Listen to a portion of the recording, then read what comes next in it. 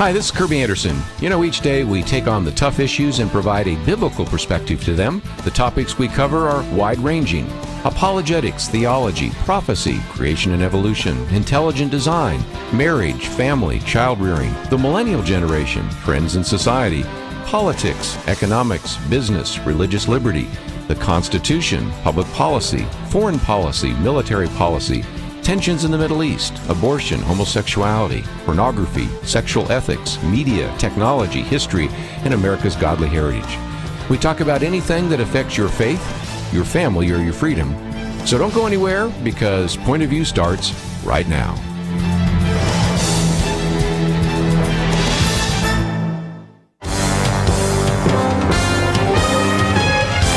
Across America, live. This is Point of View.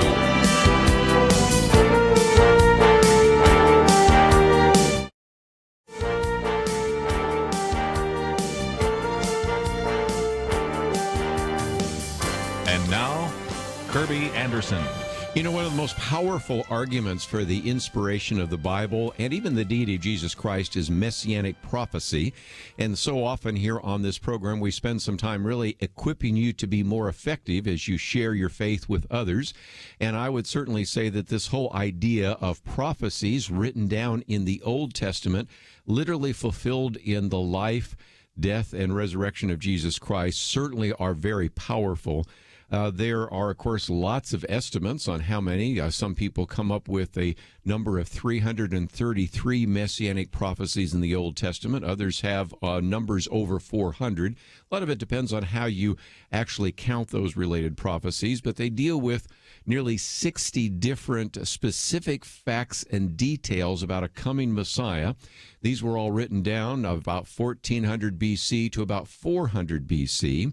And as we go through this hour, I wanted to spend some time really going into it in some detail. It is a very effective argument at any time of the year, but certainly at the Christmas season. And if you're finding yourself saying, well, I'd like some more information, I might mention that we have a booklet that we have prepared here at Point of View on messianic prophecy that you could ask for.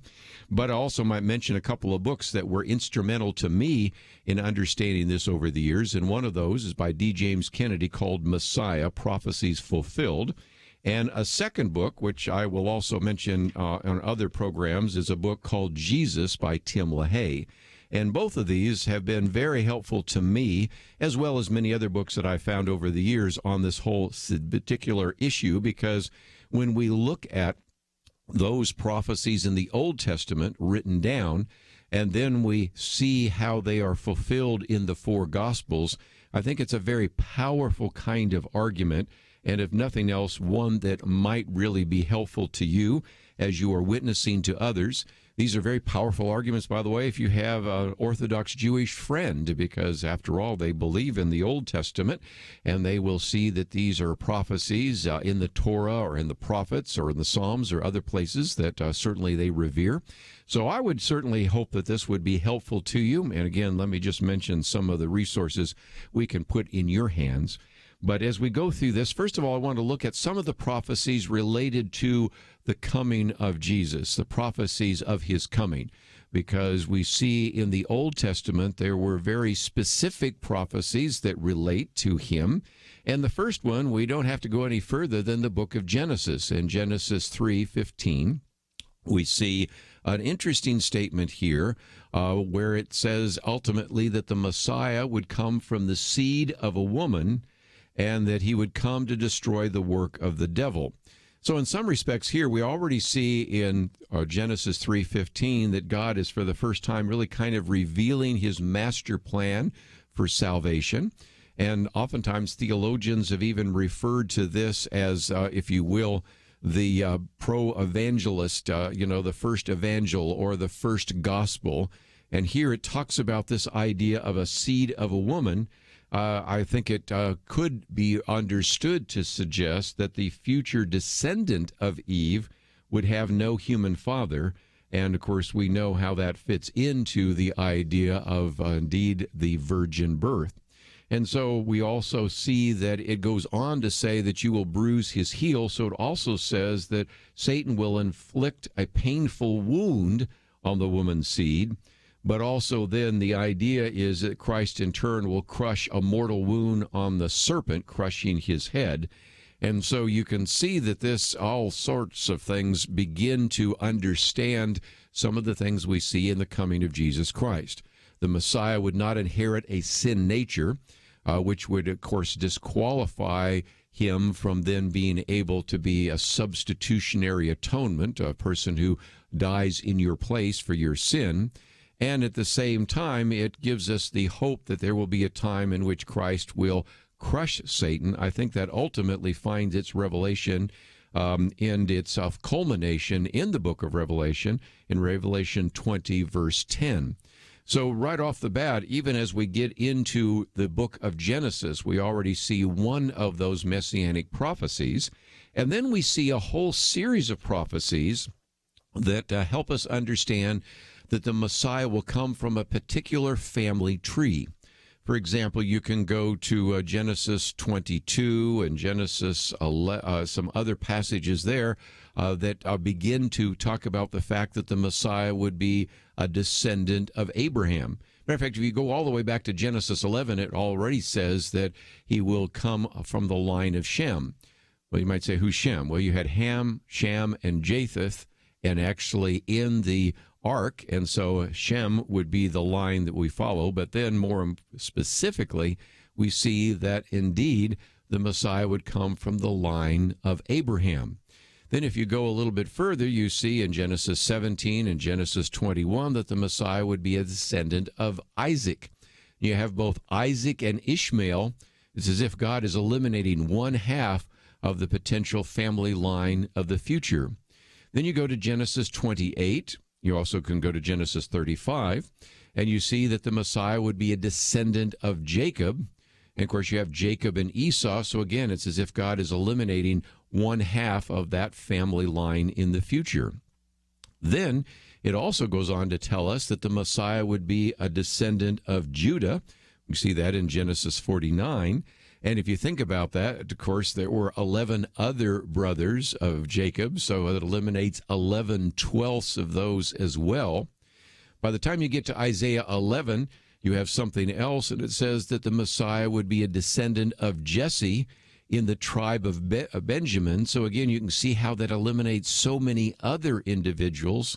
And then finally, we see, of course, in 2 Samuel 7, we see it again in Jeremiah 23, we even see it in Psalm 89, that the Messiah would be from the house of David.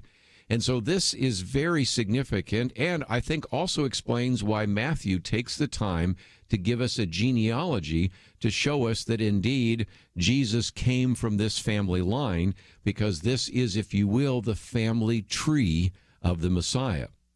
Before we take a break, though, let me mention one other aspect of that, and that is since the genealogical records, the Jewish genealogical records were destroyed when the temple and Jerusalem was destroyed in 70 A.D., then it would not be possible for the Messiah, if indeed the Messiah was born later, to even be able to prove his lineage back to David and thus fulfill this prophecy.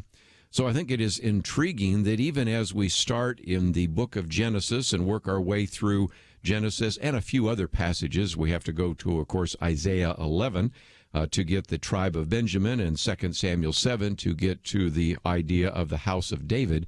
But I think we can see even in the first book of the Bible, we already begin to see some of these messianic prophecies which are pointing to a coming Messiah. And as we'll see as we work our way through this today, all literally fulfilled in one person, Jesus Christ. But let's take a break. We're going to continue looking at some of these messianic prophecies. Let me mention that if you would like a booklet that relates to this, we do have that available at Point of View. And, of course, we hope that you would include a donation, because as we come to year end, it's so important for us to have your financial support helping us to end in the black. Let's take a break, though. We have a lot more to cover on messianic prophecy, and we will do so right after this.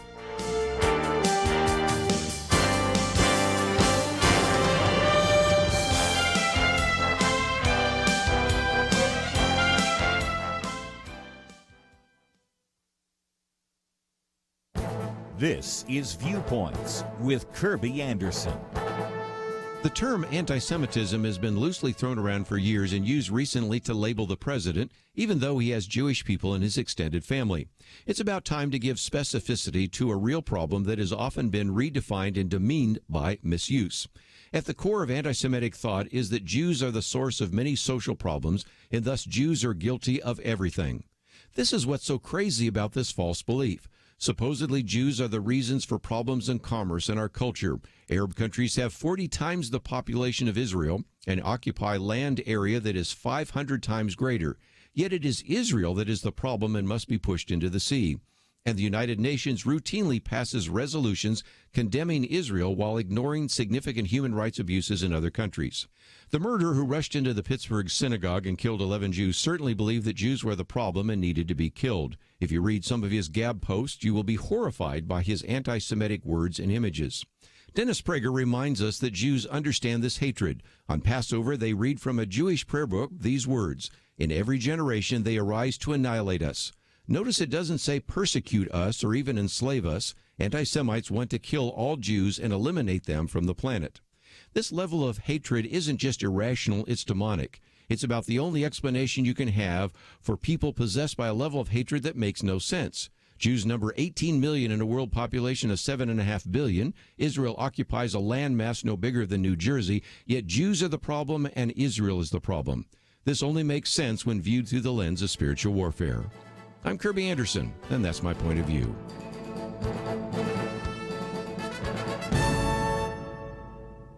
Take Kerby and the Point of View team with you on the go with the Point of View app. Search for Point of View Radio at the Apple or Google Play stores.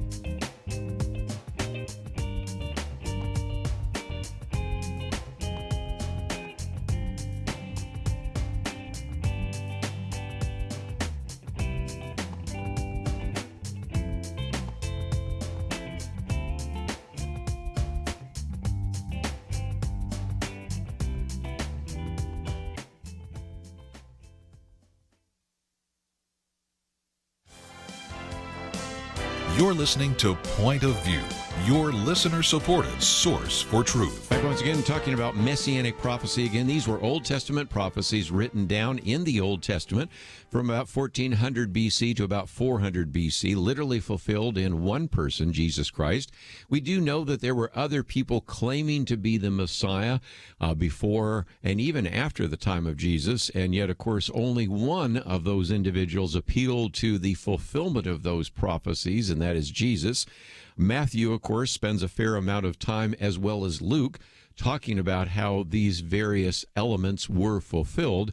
And so we've looked at a little bit of the idea of the family tree of Messiah. Let's look at some others related to his coming. And that is, again, very interesting, as many people know, certainly during the Christmas season, that in Micah 5:2, it predicts that the Messiah will be born in the little city of Bethlehem. Now, this is a very little city indeed. This was revealed to Micah in the 8th century B.C., so we really are talking about something that happens hundreds and hundreds of years before the time of Christ, and it certainly is not what you would necessarily pick as the place where you would have the birth of a coming king. You'd expect that to be Jerusalem, or at least some other town of note. Bethlehem is so insignificant that at one point when they're listing the various towns and cities in the Old Testament, it isn't even in the list. As a matter of fact, Micah makes a very specific comment about Bethlehem to make sure you don't confuse it with something else.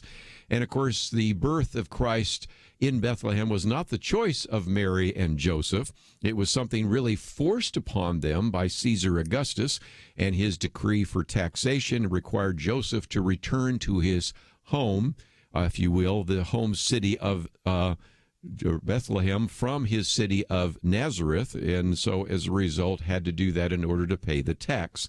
So if nothing else, you have Matthew referring to this. You have Luke in chapter 2, of course, referring to this in the birth of Jesus according to Micah 5:2. Then we have the other very interesting statement, which we see in the book of Isaiah, and that is that the Messiah will be born of a virgin. We see that in Isaiah 7, verse 14. And again, this is very important. Luke, once again, talks about that fulfillment in Luke chapter 1. And some people have even pointed out how significant this is, because in the modern world, a lot of people have said, is it really that important that we believe that Jesus was born of a virgin? And many of the individuals I mentioned just a minute ago, people like Tim LaHaye and others, have pointed out that there are some consequences if that's not true. Because number one, it would mean that the New Testament is not true. Number two, it might mean that Mary was guilty of unchastity. Number three, it means that the prophecy of Isaiah was incorrect. Number four, it might mean, of course, obviously, that Jesus was not born of the Holy Spirit. And number five, that there's really no miracle at Christmas. So there are some really significant situations that oftentimes develop when we say, well, that particular doctrine or that particular belief is not important. Of course it is. Then we have in the book of Jeremiah, of all things, Jeremiah 31 talks about Rachel weeping. Now, you might remember Rachel was the wife of Jacob and kind of was seen as, if you will, the symbolic figure of Israel.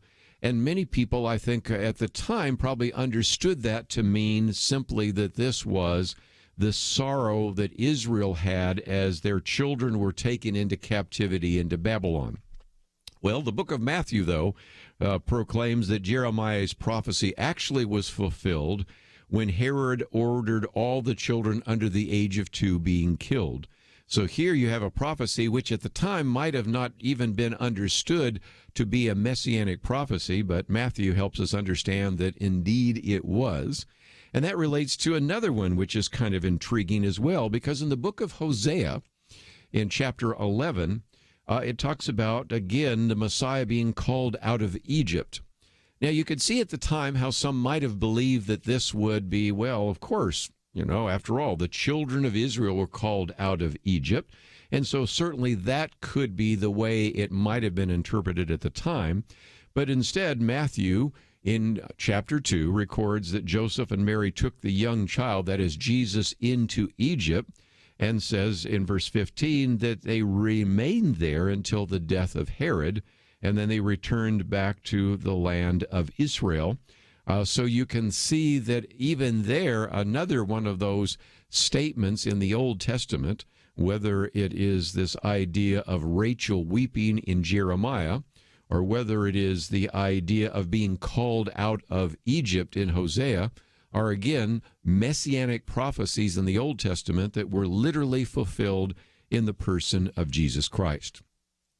Well, those are a number of prophecies about the coming of the Messiah. For a few minutes, and even into the next segment, I want to spend some time now talking about prophecies of his ministry.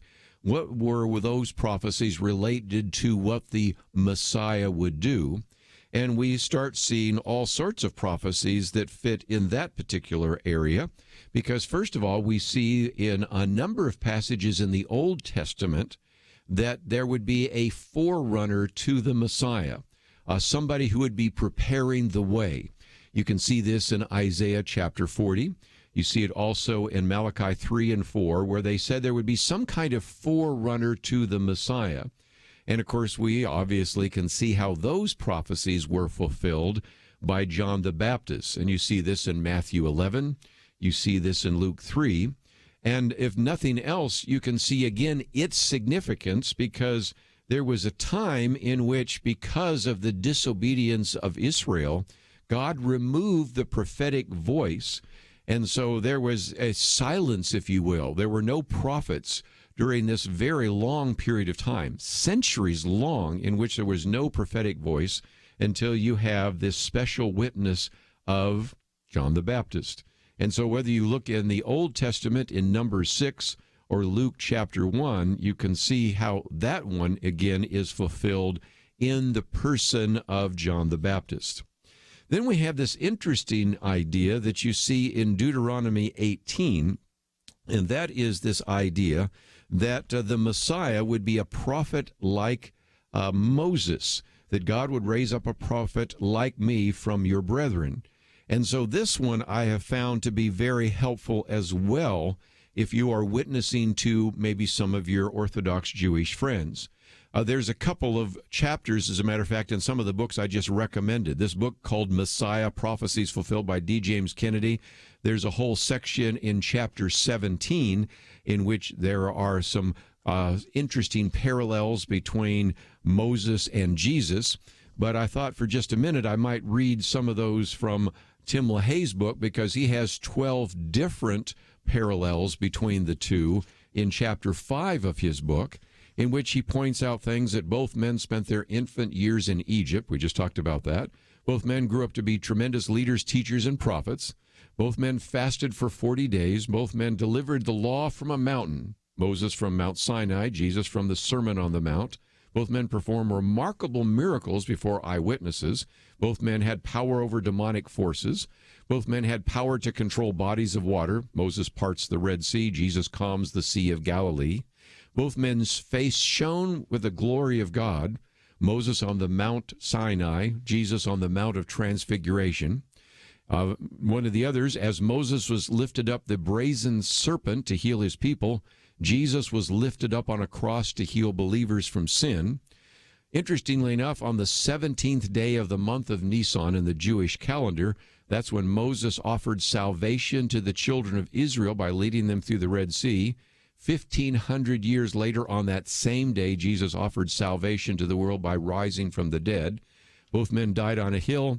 Neither of their bodies remained in a tomb. And, of course, you can read the details because I've really gone through that very quickly. But I think it's striking to see the remarkable parallels. Tim LaHaye mentions 12 different parallels. Jim Kennedy mentions 10 different parallels. And I've also found that to be a very effective kind of witnessing tool as well, because oftentimes we run into individuals that find themselves saying, well, I believe in the Torah. Well, that's part of Deuteronomy, and right there you can begin to develop that in a way that would be a great evangelistic opportunity. Well, we need to take a break, and let me just mention, as we're coming to a break right now, we certainly do want you to think about what you might do as we come to year-end to support this ministry. You can go to the website, pointofview.net, and click on the donate button, and again, your special gift would be very helpful to us at year-end. But I would also encourage you, if you'd like, to also give us a call, 800-347-5151, if you'd like to make a pledge. Or, of course, you can send your gift to us at Post Office Box 30, Dallas, Texas 75221. We're dependent upon your gifts to bring these kinds of programs to you, and if you learned a little bit today about Messianic prophecy, that's reason enough to certainly would encourage you to go to the website, pointofview.net, and if you can, send us a gift. Post Office Box 30, Dallas, Texas 75221. We'll take a break, come back with more right after this. A 2013 survey asked people around the world whether sex without marriage is morally wrong. Every country where more than 90% said, yes, it's morally wrong, Islamic. The worst two, tied at 6% saying it's wrong, France and Germany, the nations of Calvin and Luther. Catholic Italy, 11%. Simply sad. The United States, well, 31%. Not even 1 in 3 thinks extramarital sex is morally wrong. Our nation needs a truth team very badly. Support Point of View Radio today at pointofview.net. Set up your monthly gift by clicking the Truth Team 360 picture and then carefully follow the directions. Pointofview.net. By phone, you can give at 1-800-347-5151, 800-347-5151, or mail that first donation to Point of View, Box 30, Dallas, Texas 75221, Box 30, Dallas 75221. Point of View is produced by Point of View Ministries.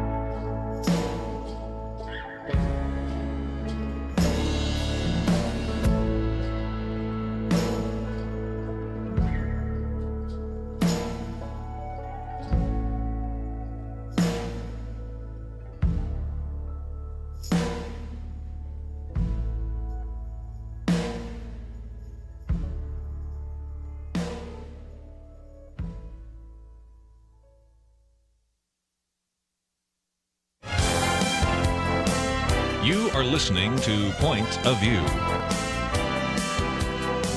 The opinions expressed on Point of View do not necessarily reflect the views of the management or staff of this station. And now, here again is Kerby Anderson. Continuing our discussion today on Messianic prophecy, and I thought I might just mention that as we go through this, some of the material is available on our website, but again, we have a little booklet that you might want to obtain, and for your gift, especially year-end gift, we would certainly want to send that to you if you have any interest. But let's continue on, because there are all sorts of prophecies written down in the Old Testament from about 1400 BC to about 400 BC, 56 specific facts, details about the coming Messiah, literally fulfilled in the birth, ministry, death, and resurrection of Jesus Christ. And the ones I want to focus on now for just a few minutes are the timetable, because there's at least two categories of prophecies relating to when to be even looking for the Messiah. The first is pretty simple. That is, it is very clear if you look at the Old Testament that the Messiah will come when the temple of Jerusalem is standing. Now, when some of those prophecies were issued, there was a temple. When some of those prophecies were issued, there were not. And so that's striking alone. For example, in Malachi 3, in Psalm 118, or Daniel 9, which we'll come back to in just a minute, or Zechariah 11, or Haggai 2, we have this idea that the temple is there when the Messiah is there. That makes sense, but recognize there were times when the temple did not exist, was either destroyed, and more importantly, for those saying, well, the Messiah might come today, I'm saying, well, no, the temple was destroyed in AD 70, and that is significant as well. So one of those very important categories of prophecies all have to do with the fact that the Messiah would actually come when there is a temple, and we can see that really fulfilled in Matthew chapter 21. But a more specific prophecy that many prophecy experts like to spend some time on can be found in Daniel 9, verse 25. And this, interestingly enough, has to do with the fact that Daniel is asking, when will the Messiah come? And so this is the prophecy of what many times people call the 70 weeks. Now, weeks are like sevens of years, so it'd be the 70 sevens of years, or in particular, it says that there will be 7 weeks and 62 weeks, and then to be looking for the Messiah. Now, each week represents, day of the week represents 1 year. So when we talk about that, 70 weeks would be 490 years. And so we're looking for 69 weeks or 69 sevens of years. That turns out to be 485 years. Or if you look at the Jewish calendar, it turns out to be 173,880 days. Now, I don't have to get into the details of that. But the question is, when do you start counting? And then what happened when you stopped counting? Well, when you start counting is pretty clear in the prophecy, because it says that when there is a decree to go out and to rebuild, everybody, I think, pretty much accepts that that is a decree by Artaxerxes. And that's actually recorded in Nehemiah chapter 2. And we know from history when that happened. So that's 445 BC.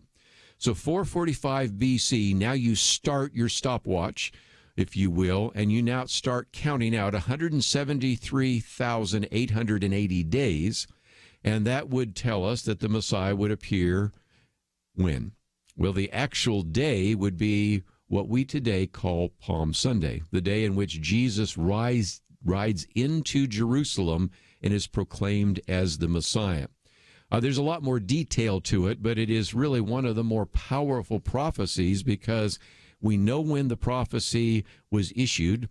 We know when it is supposed to start, the decree of Artaxerxes. We know how many days there are, and we also know what was happening on that day. And I think it's really one of the more powerful arguments for, of course, the fulfillment of messianic prophecy in the person of Jesus Christ. Now, what was Jesus doing on that day? Well, again, we see a prophecy in Zechariah chapter 9 that the Messiah will enter Jerusalem riding a donkey. Now, Zechariah envisioned the Messiah entering him riding on the foal of an ass. And so, again, this is this idea of something very different than what people would have expected. They would have expected the Messiah to be like a king, like a conqueror, coming in a chariot. And if nothing else, we see in that particular phraseology that we see in Zechariah 9, that indeed it shows the humility of the Messiah. And of course, we see the fulfillment of that in Matthew 21 as well as in Luke 19. Let's, if we can, then go a little bit further, because we can now see some of these other things that are beginning to unfold. And one of those is the idea that the Messiah would be betrayed by a friend. And we see that in Matthew chapter 41. Of course, the fulfillment of that is very easy to find, of course, in the Gospels, but we'll use Matthew 26 and 27 as a great illustration of that, how Judas, of course, was a friend, a disciple who betrays Jesus. And then we come to a very specific prophecy, which we find in Zechariah 11, because the price of this betrayal is supposed to be something that many people would not necessarily have expected, and that is that the betrayal would be for 30 pieces of silver. It would be cast on the floor of the temple. And number 3, it would be used to buy a potter's field. Now, those are very, very specific prophecies. First of all, 30 pieces of silver. The estimate is that at the time in which that prophecy was actually given, the currency was in gold, not silver, but it's specifically 30 pieces, not 29, not 31, but 30 pieces of silver. Second of all, cast on the floor as of the temple, and then used to buy a potter's field. You can see that Matthew, in Matthew 27, verses 3 through 10, spends a fair amount of time explaining how indeed that was fulfilled in the life of Jesus Christ. Let's look at a few more real quickly. We see that when we look at the trial of Jesus, a whole series of prophecies are fulfilled, and in each particular case, Matthew in 26 and 27 show how those were all fulfilled. Let's look at 3 of those. The first is that the Messiah will be accused by false witnesses. You see that in Psalm 35, verse 11. Of course, that's fulfilled. We see that in Matthew 26. We see it in Mark 14. We also see during the trial of Jesus that the Messiah will not open his mouth to defend himself. That, of course, is in a famous passage in Isaiah 53, which oftentimes we read at the Christmas time. And again, we see that that is fulfilled in Matthew 27, verse 12. And then it also, we see in Isaiah 50, verse 6, that he will be beaten and spit upon. And again, we see that fulfilled in Matthew 26 and Matthew 27. So all of those being fulfilled right there in the whole trial itself. I might just mention, while we're talking about some of these out of the Psalms, you also have a Psalm 69, that says that he will be hated for no reason. And if you think about that, that certainly fits into Jesus. You have some other passages that talk about the Messiah performing miracles, and we see that being fulfilled as well. So even though I'm skipping over many of these other very significant prophecies, I think you can begin to see that these begin to add up. And if you think about the probabilities that these prophecies could even be fulfilled by chance, it just simply doesn't work very well. So before we take a break, let me take one more, and that is, we'll move from the trial to the crucifixion. And we see also in Isaiah 53, again, a passage we tend to read at Christmas time, that the Messiah will be numbered with transgressors. And, of course, we see that being fulfilled because Jesus was crucified as a criminal in between 2 particular thieves. It also, interestingly enough, tells us that he will be pierced. We see that in Psalm 22. We also see that in Zechariah 12. And it's interesting that especially when you look at Psalm 22, this was written at least 1,000 years before the time of the death of Jesus. And think about, what was the penalty for, say, blasphemy back then? Well, it was stoning. But the Sanhedrin had no longer any legal right to put people to death. So crucifixion was implemented by the Roman Empire. But again, it's important to understand that the Roman Empire adopted this idea from the barbarians and only was implemented in Rome a century earlier, and it was only to be used against those who were not Roman citizens and for the most heinous of crimes. But of course, we see Pontius Pilate had Jesus Christ crucified according to Roman law. So we see, first of all, Jesus was crucified with criminals, and also he was pierced through. But in just a minute, we want to talk about his burial, because that also turns out to be another fulfillment of prophecy. But we need to take a break, and let me just mention as we do so, we do encourage you to consider what you might want to do to help us before year end. So if you visit our website, pointofview.net, we would greatly appreciate that. And if you find yourself saying, I'd like to read some more of this, we do have a booklet that is available. Let's take a break. We'll continue on with these messianic prophecies right after these important messages.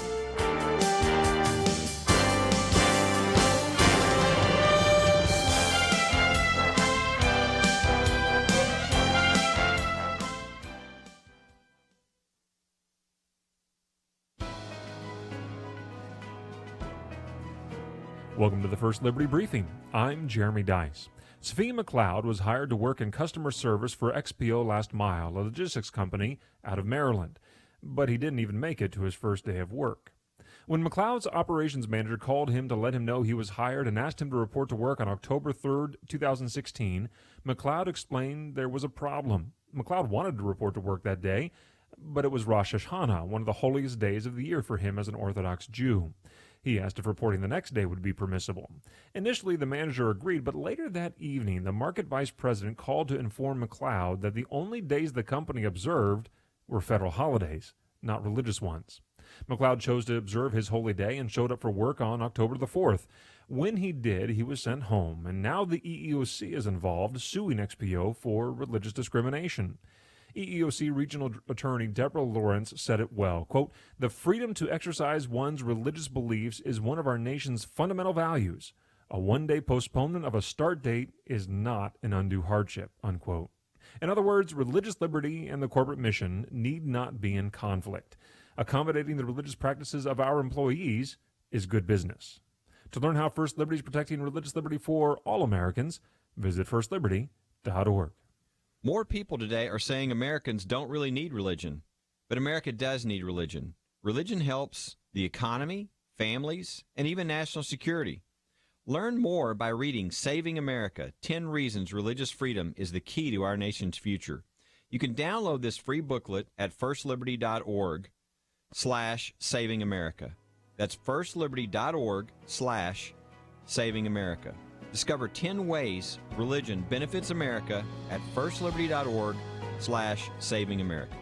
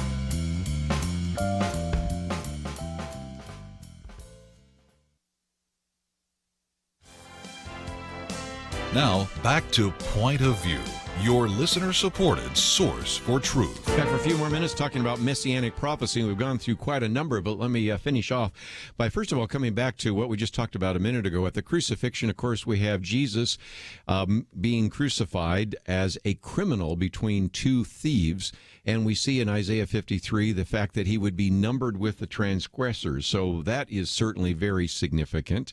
Also, of course, mentioned just a minute ago that the Messiah would be pierced. You see that in Psalm 22. You see it in Zechariah 12. And again, to recognize that especially Psalm 22 was written probably 1,000 years before the death of Christ. And at that time, the penalty for blasphemy was stoning. There wasn't anything that would talk about piercing. But, of course, the Sanhedrin no longer had the right to put people to death, so Jesus was crucified according to Roman law. But even there, the idea of crucifixion only was implemented in the Roman Empire about 100 years before. Then, as he is even being crucified, we have some other things that are being said as well. Psalm 34:20, for example, says that the Messiah's bones would not be broken. Some people have made a point about the fact that if you go back to Exodus 12, it said that the Passover lamb's bones were not to be broken. And so maybe there's an allusion there. But nevertheless, we see that being fulfilled in John 19, verse 33, something about the bones not being broken. And that's because Jesus had already died. You see in Psalm 22, which I just mentioned a minute ago, that they will divide his clothing and cast lots for them. And John in 19, verses 23 to 24, talks about that as well. Also, we see in Psalm 69, verse 21, that he will be given vinegar and gall to drink. And Matthew 27 says that is a fulfillment of messianic prophecy. And then perhaps the most significant is that as you read Psalm 22, and you may want to turn there or look at it during your quiet time or something of that nature, what's the first words in Psalm 22? They're these words, my God, why hast thou forsaken me? Where have we heard that before? From the cross. In a sense, it's almost as if Jesus is saying, that particular psalm relates to me. And of course, we see that fulfilled in Matthew 27.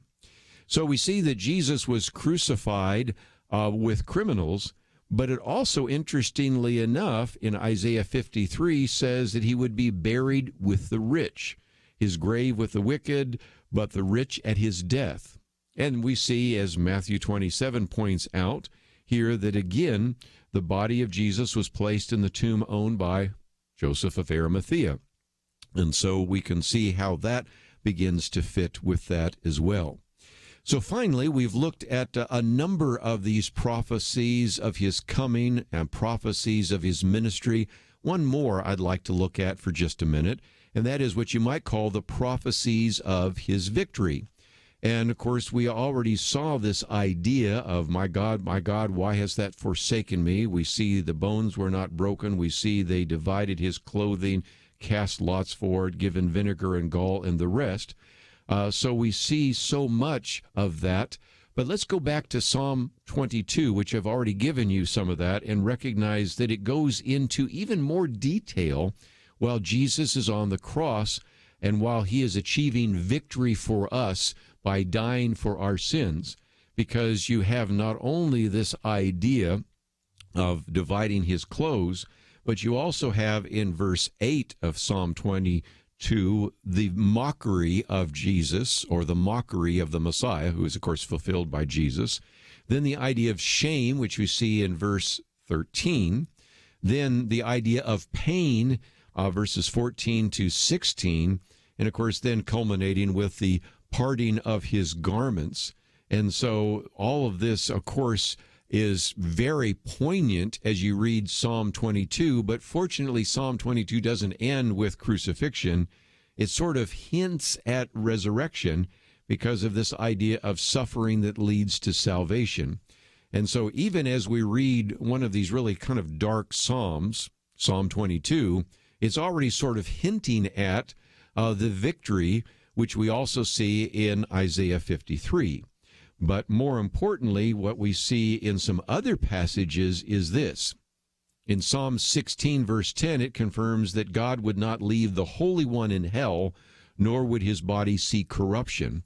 And it's interesting because when Peter stands before those Jewish people on the day of Pentecost, he refers back in his famous sermon, if you will, in Acts 2, verses 25 to 32, to the resurrection, in which he quotes from Psalm 16, his soul was not left in hell, neither did his flesh see corruption. And so you already see that idea as well. And, of course, this is fulfilled, of course, in Acts 2, verse 31. So as we go through this, you can see that, as I mentioned at the outset here, over 300 different messianic psalms, Some people count 333, others count more than 400. Really just depends on whether you count some of the related Psalms and prophecies together, some of the prophecies in Isaiah and Genesis and other passages as individual or collective. But the point is that we have at least 56 different specific facts or details about the coming Messiah that were literally fulfilled in the birth, ministry, death, and resurrection of Jesus. Now, lots of people have done calculations, and perhaps you've heard these before, of what would be the probability that any one individual could fulfill some of these prophecies. And, of course, a very famous book that came out years ago by Professor Peter Stoner called Science Speaks estimated that just the prophecy of one per person fulfilling just 8 of those messianic prophecies, things like 30 pieces of silver, not gold, cast on the floor of the temple, betrayed by a friend. He figured that the prophecy of just 8 of those prophecies being fulfilled by chance would be one chance in 10 to the 17th power. That'd be 1 with 17 zeros. Or the chance of fulfilling 48 of those prophecies would be one chance in 10 to the 157th power. Those odds are astronomical and illustrate again that what we have with messianic prophecy is, I think, a very powerful argument. Whether it's the Christmas season or you're just simply talking to your friends, I hope that you will see that this hour we've spent some time really giving you some confidence about the fact that messianic prophecy really does point to the inspiration of the Bible and the deity of Jesus Christ. So as we wind down this hour, let me just encourage you to visit our website, which is www.pointofview.net. Click on the donate button so that you can make a special gift for our year end. We, of course, are dependent upon your financial gifts to keep this program on the air. And, of course, your support will obviously help us end the year in the black. Now, as you make your gift, feel free, if you would, to ask for a copy of this booklet on Messianic prophecy, because it does provide kind of a brief overview of some of the things we've talked about this hour.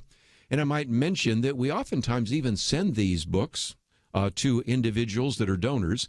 If you give at least $50 a month towards Point of View, you actually qualify at that level to receive these books in the mail every single month. So you might even think about, as you make your donation, think about maybe making a pledge for this coming year. It'd be a great opportunity for you to receive those on a regular basis. But again, as we end this hour, let me just encourage you to visit the website. It is www.pointofview.net. Or you could also give us a call. That number is 800-347-5151. If somebody answers, you can certainly give your pledge. If not, you can leave your information on voicemail. We'll be glad to call you back. And, of course, if you'd like to send in your gift, it's very simple. Just simply write a check out, make it to Point of View, and then send it to Point of View, Post Office Box 30, Dallas, Texas 75221. Dallas, Texas 75221. I want to thank you for listening today to Point of View.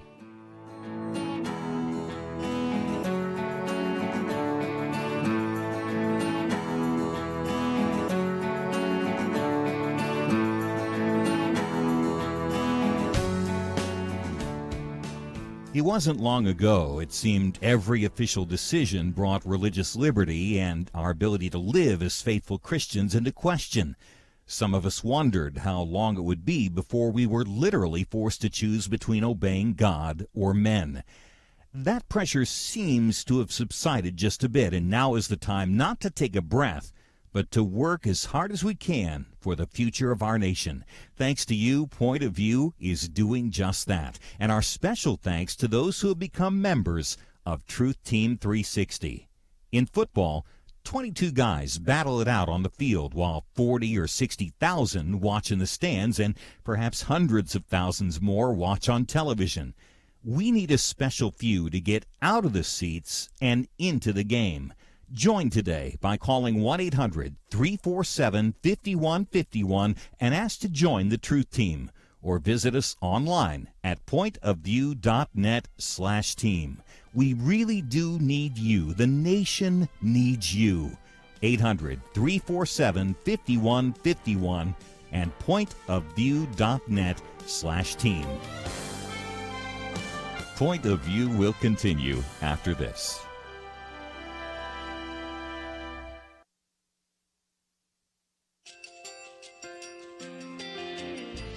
I just want to thank you so much for all the wonderful programming you have. You're just absolutely fantastic. I recently started listening to Point of View, and I really found it interesting because of the different subjects you cover. Thank you for that. I really appreciate everything that you do in keeping us informed. Thank you, Kerby, for everything that you have been doing.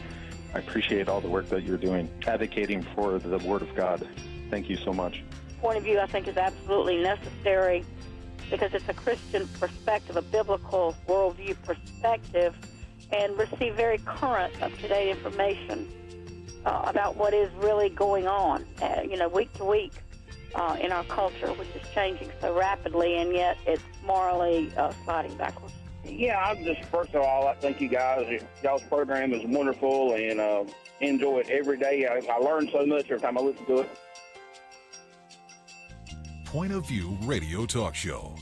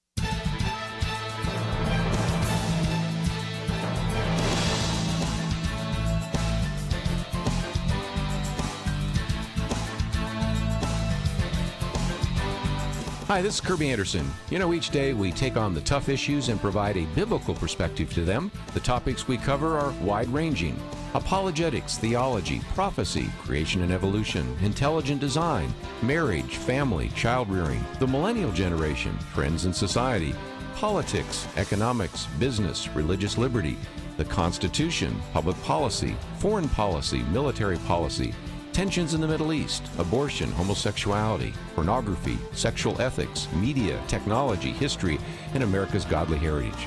We talk about anything that affects your faith, your family, or your freedom. So don't go anywhere, because Point of View starts right now.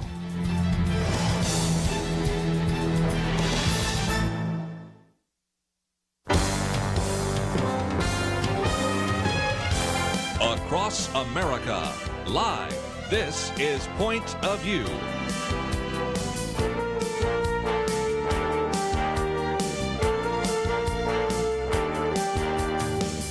And now, Kerby Anderson. Thank you for joining me today. We're going to spend some time a little bit later in the next hour talking about all the issues in the news. Of course, we have the Florida recount. We'll get into that in a lot more detail.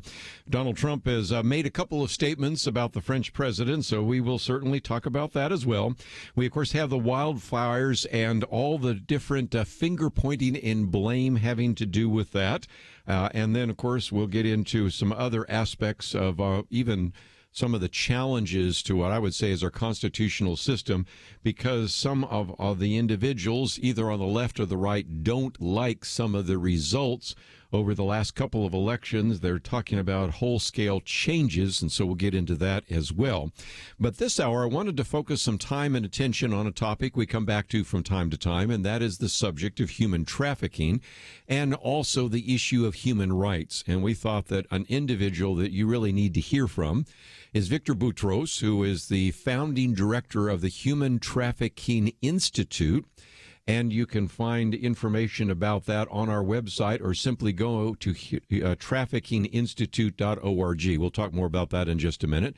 He and Gary Hagen have written a number of things. One of the articles I posted from a number of years ago, which he and Gary wrote, called Enforcing Human Rights for the World's Poor. So I wanted you to read that one from Foreign Affairs. But also, of course, they have also co-authored a book that has really gotten a lot of attention over these years, called The Locus Effect: Why the End of Poverty Requires the End of Violence, published by Oxford University Press in 2014. Victor Boutros, by the way, has previously served as a federal prosecutor investigating and even trying international human trafficking cases. He's done this on behalf of the United States Department of Justice Human Trafficking Protection Unit. He's also taught about human trafficking at the FBI Academy.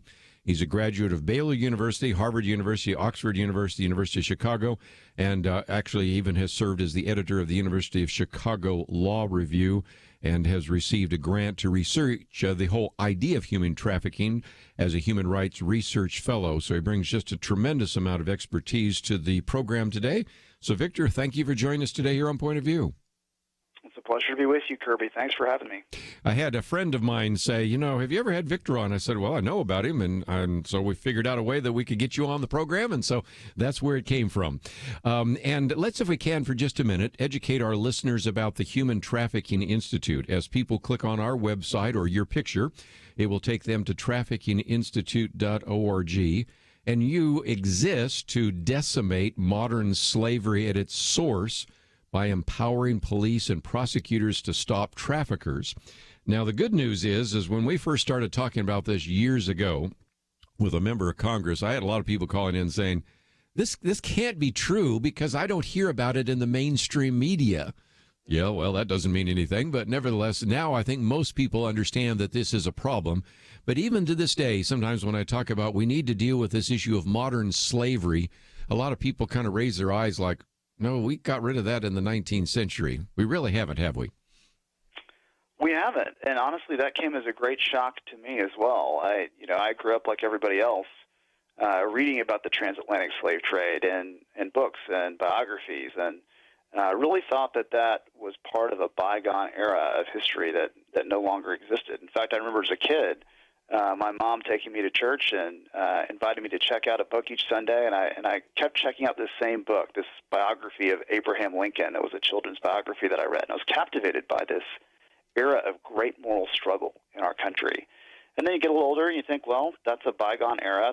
That era of moral struggle was gone. And it was quite a shock to me to discover as a graduate student traveling in the developing world with some other InterVarsity students from Harvard that this was actually happening on a grand scale around the world. And that was something I had no idea about. And it's true that has come to light in a new way in the last 20 years, which has been shocking. When I first learned about this in the late 90s, it's just was on nobody's radar, even those who are very globally minded and present in the developing world and around the world had very little sense that this was happening.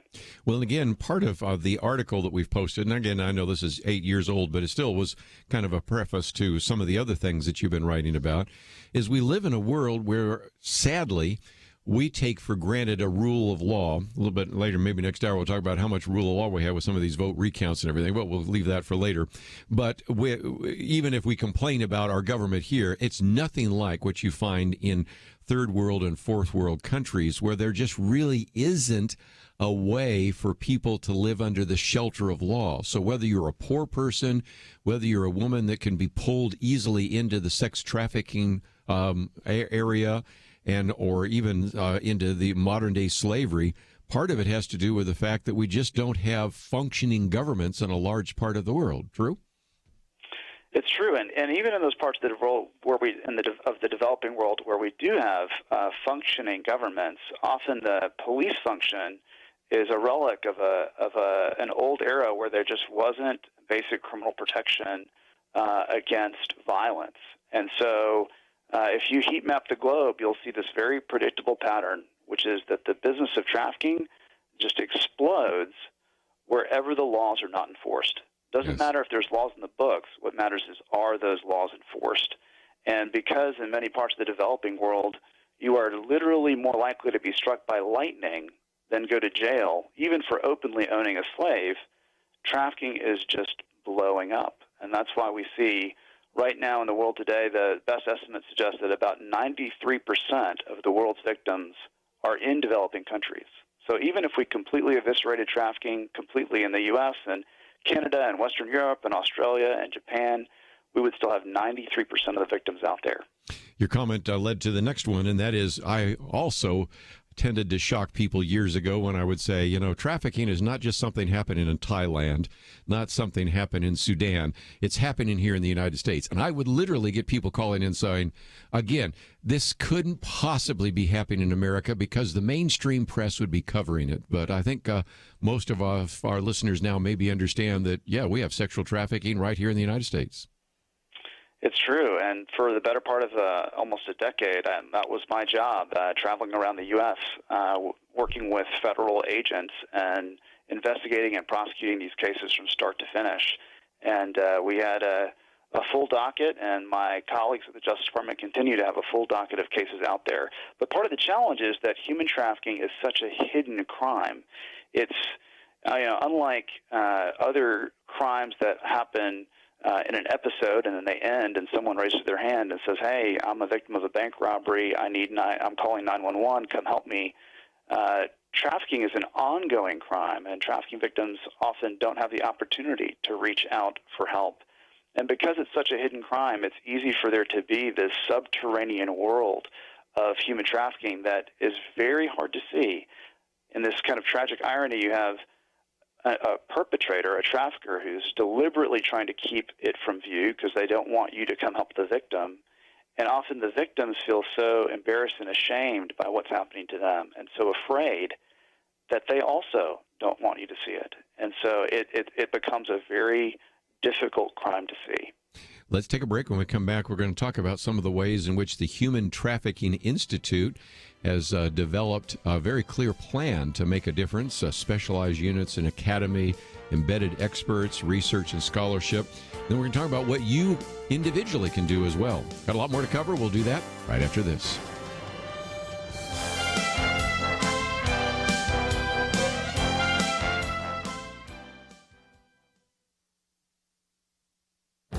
This is Viewpoints with Kerby Anderson. The term anti-Semitism has been loosely thrown around for years and used recently to label the president, even though he has Jewish people in his extended family. It's about time to give specificity to a real problem that has often been redefined and demeaned by misuse. At the core of anti-Semitic thought is that Jews are the source of many social problems, and thus Jews are guilty of everything.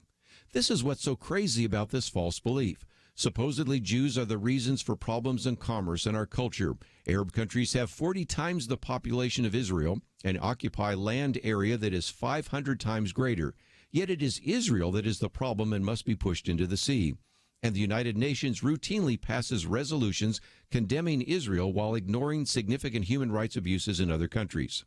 The murderer who rushed into the Pittsburgh synagogue and killed 11 Jews certainly believed that Jews were the problem and needed to be killed. If you read some of his Gab posts, you will be horrified by his anti-Semitic words and images.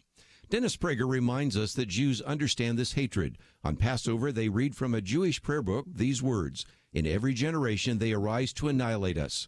Notice it doesn't say persecute us or even enslave us. Anti-Semites want to kill all Jews and eliminate them from the planet. This level of hatred isn't just irrational, it's demonic. It's about the only explanation you can have for people possessed by a level of hatred that makes no sense. Jews number 18 million in a world population of 7.5 billion. Israel occupies a landmass no bigger than New Jersey, yet Jews are the problem and Israel is the problem. This only makes sense when viewed through the lens of spiritual warfare. I'm Kerby Anderson, and that's my point of view.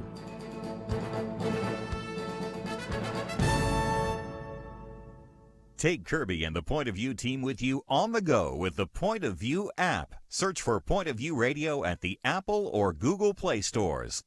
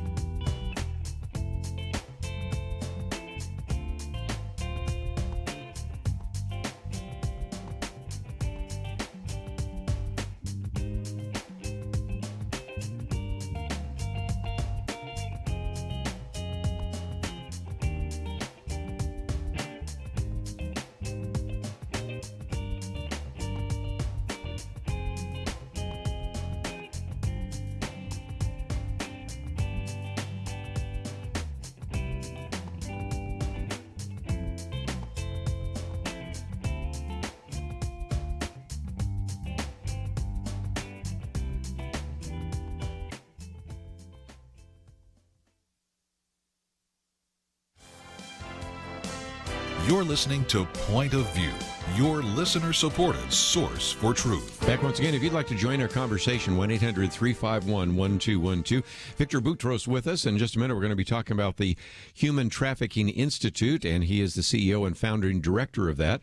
But I also might mention, as you go to the website, traffickinginstitute.org, one of the resources you're going to see there is 7 things everyone should know about human trafficking.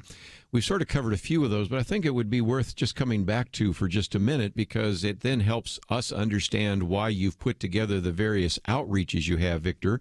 And the first that you talk about is the idea that the problem is enormous.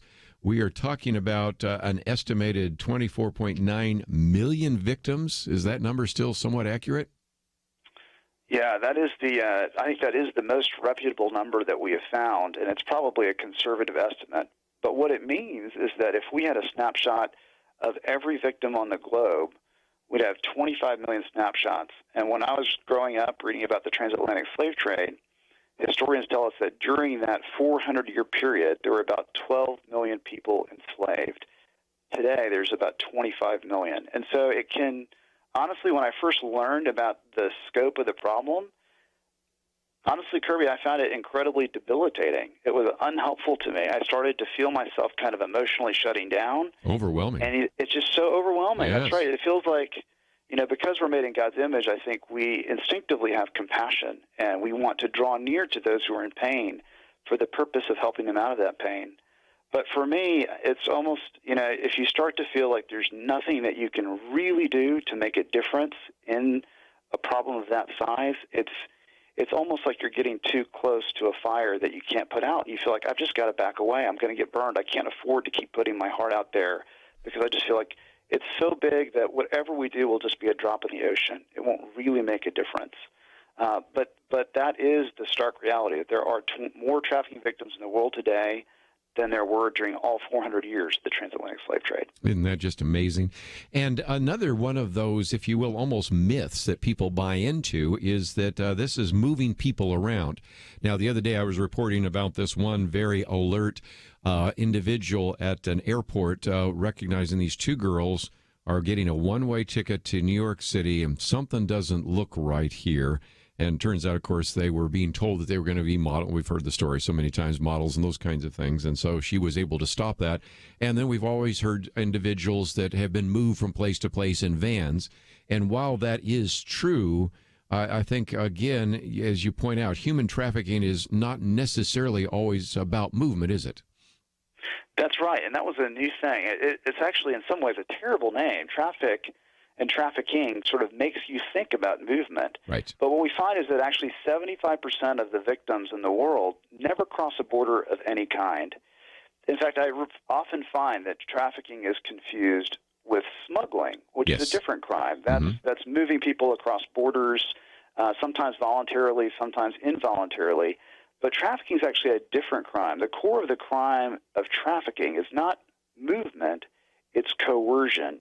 It's actually using force and threats and violence to coerce someone either into commercial sex or into labor of some other kind in another industry, a hotel, a restaurant, a brick kiln, and so on. And so, yes, no movement's required. You can traffic the person right next door. It's really, the core of the crime is really about coercion, not movement. Well, it's also about money. It's an economic crime, and the wages of sin are enormous when you're in sexual trafficking, right? It is stunning. Yes, traffickers this year will rake in about $150 billion in profits.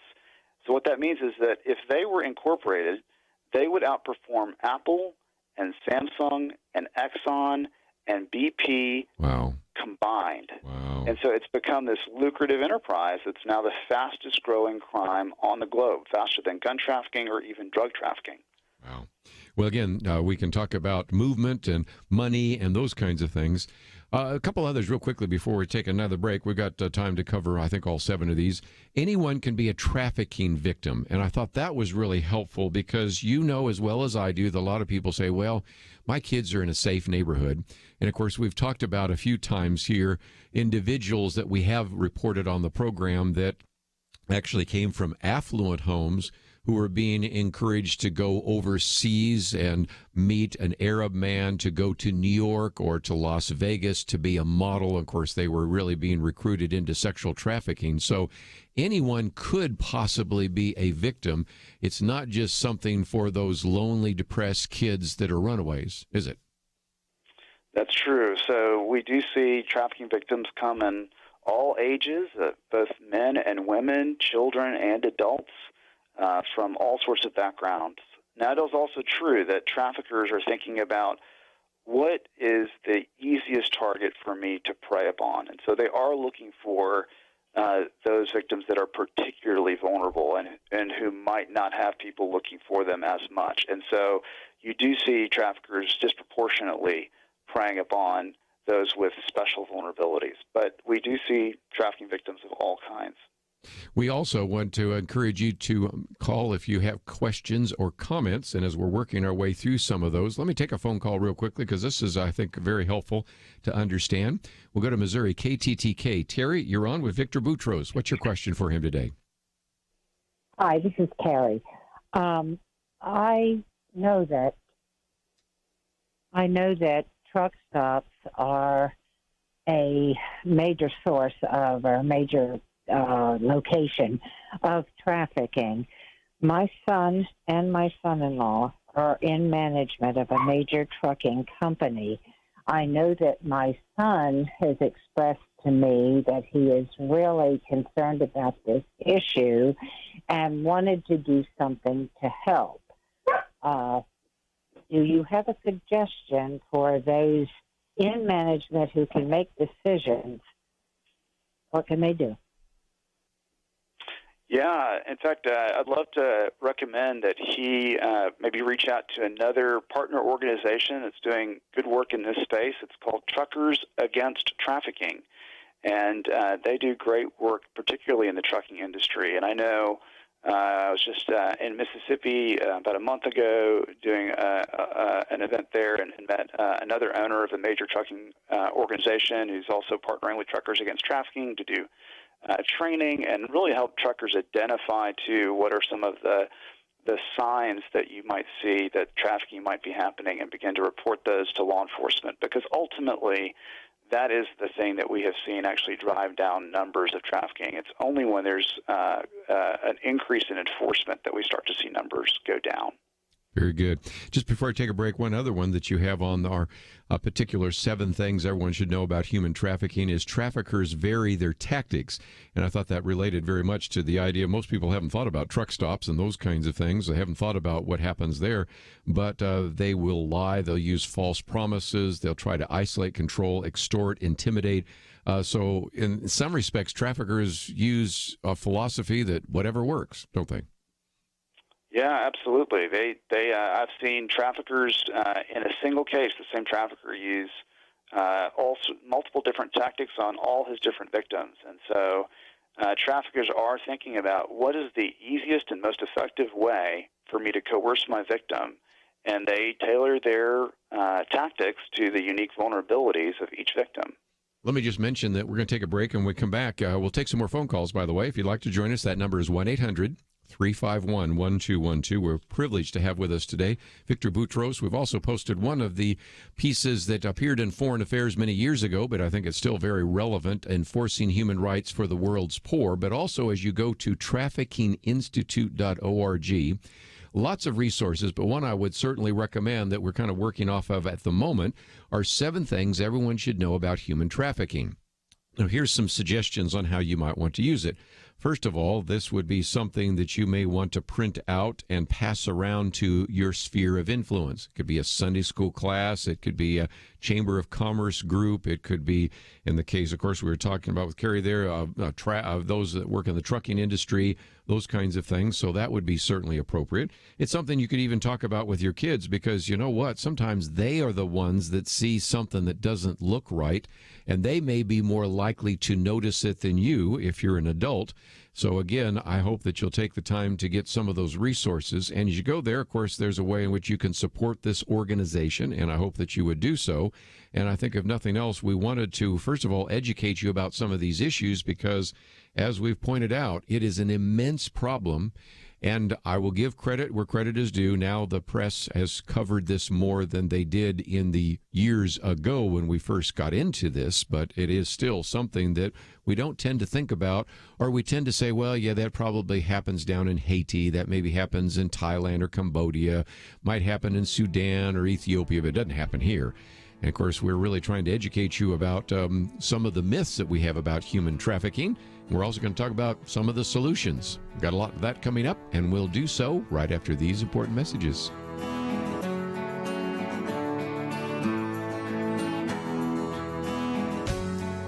Protect the health of the nation. Join the Point of View Truth Team. Pointofview.net/team. Pointofview.net/team. Or call 800-347-5151.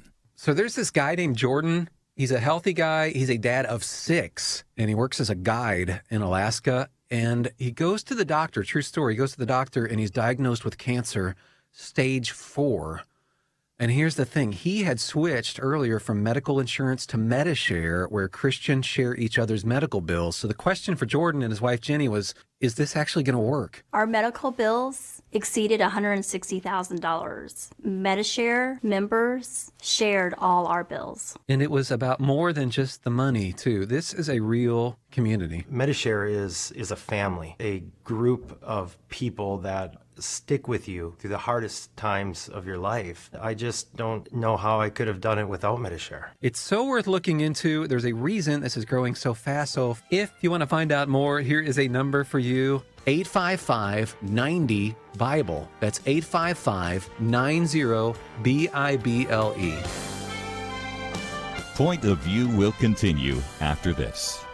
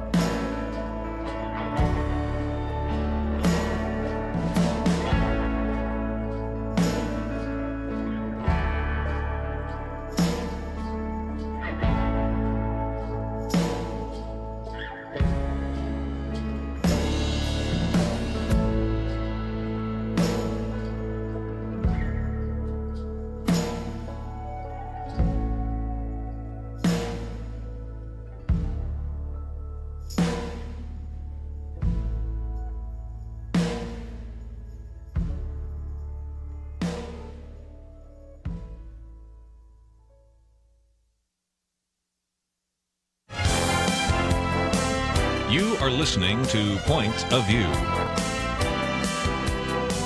The opinions expressed on Point of View do not necessarily reflect the views of the management or staff of this station. And now, here again is Kerby Anderson. Privileged to have with us today Victor Boutros. And again, if you'd like to know more about this organization, we have a link to traffickinginstitute.org. It's, again, entitled Human Trafficking Institute. Victor Boutros is the CEO and founding director, also the author of some very important resources. We've posted one from Foreign Affairs, which is entitled Enforcing Human Rights for the World's Poor. We also would certainly recommend the book The Locus Effect, Why the End of Poverty Requires the the end of violence.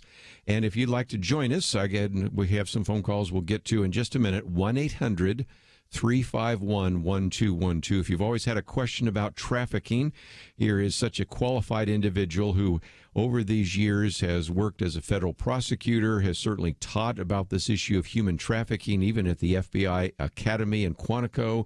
He's trained law enforcement professionals. He's helped really get into this whole idea of investigating and prosecuting human trafficking. So if you'd like to know some more, it is certainly an opportunity for you to ask some questions, and I certainly have been working my way through one of the resources I would commend to you. Those of you watching online, I'll just hold it up, but it's, again, 7 things which, again, everyone should know about human trafficking. And so if you would want to print that out and make that available to others, educate yourself and others, that would certainly be the case. Before we get into another, maybe take another phone call, Victor, let me just finish off. We've talked about 5 of the 7 things, just to be clear. Let's get the last couple here, and that is number 6, don't prosecute victims. One thing no survivor needs is to be prosecuted for their unlawful contact that a trafficker put them through. And that's a concern some people have had, that there are the concern then, and this may be why we don't always have it reported, that if indeed I was engaged in forced prostitution, if I report it, well, then I'll go to jail just like the trafficker. But that's not necessarily the case, is it? No, it should never be the case, and it's less and less the case. I think that there's been a growing revolution among law enforcement to recognize that just because someone has engaged in commercial sex acts does not follow that they are a perpetrator of a crime. They're sometimes a victim of a crime, and when a trafficker forces you using violence and threats into commercial sex, then that is, you are actually a victim of a crime and ought to be protected, not prosecuted. Very good. Last one there is hope traffickers can be stopped. And that gets back to that enormous problem, because we're not powerless. And there has been a real emphasis, at least in many of these countries, to begin to address sexual trafficking. The good news is that almost all the issues we talk about here on Point of View, there's a pro and a con, pro-life, pro-choice, and all sorts of other issues, criminal justice, want to do this, want to do that. I haven't found anybody that says, I think trafficking is a good idea. So if you can give it attention, it's one of those few issues where you get almost 100% agreement that we can stop it. And so the only real question is, how do we go about doing so? Yeah, that was something that was very striking. I received a call from the White House about a year ago, and they asked if I could help identify 6 or 8 other experts that ought to be in the room to brief the president and his senior staff on human trafficking. And as we got into the Roosevelt room about a week and a half later, it was very striking that I really can't think of another issue in Washington these days where there just is no other side of the aisle.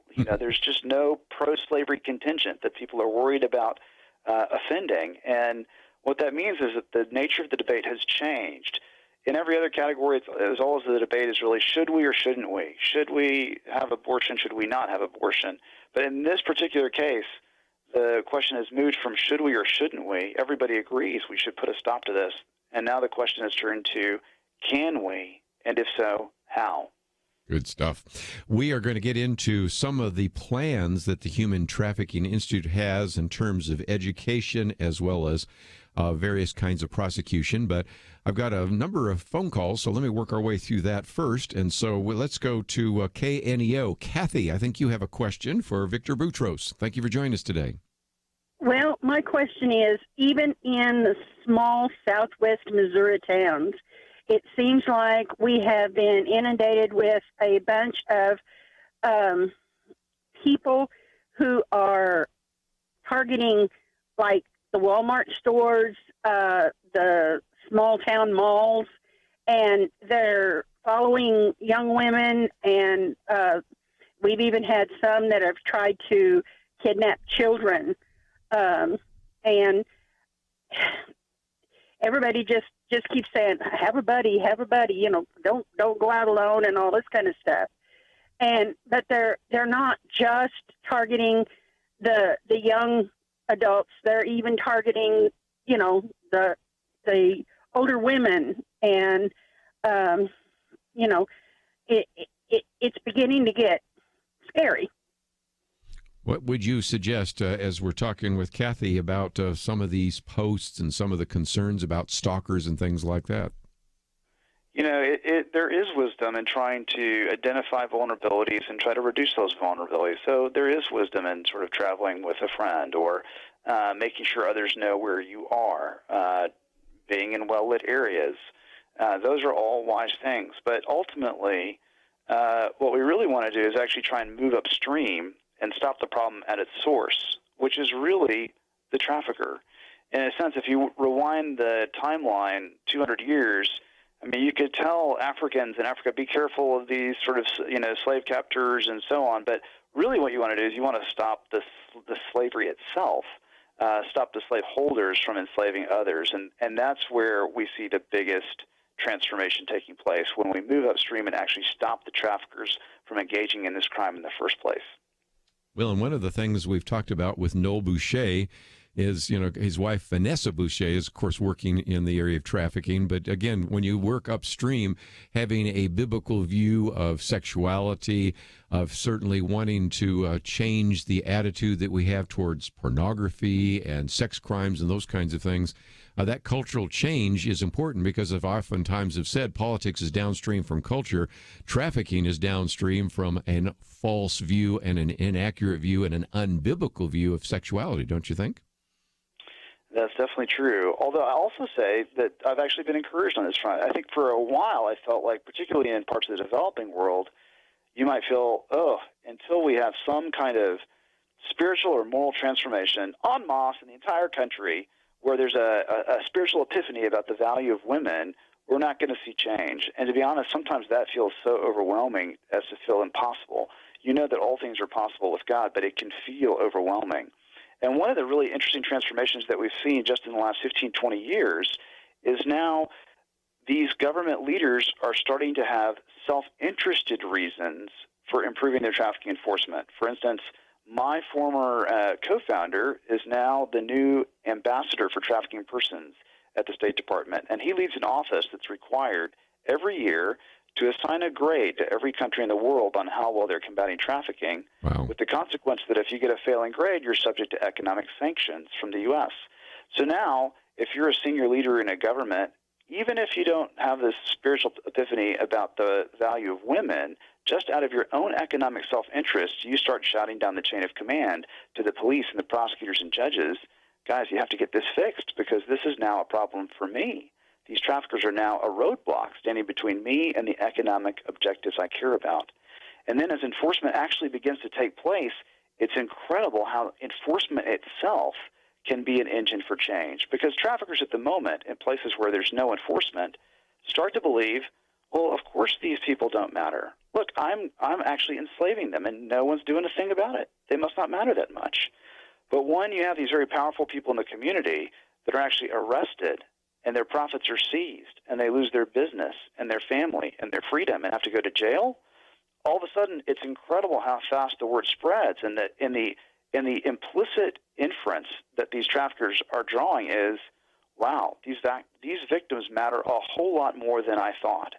If this powerful person could end up in jail and lose everything because he's engaging in this crime, it must be that I've made a miscalculation. These victims actually matter a great deal more than I think.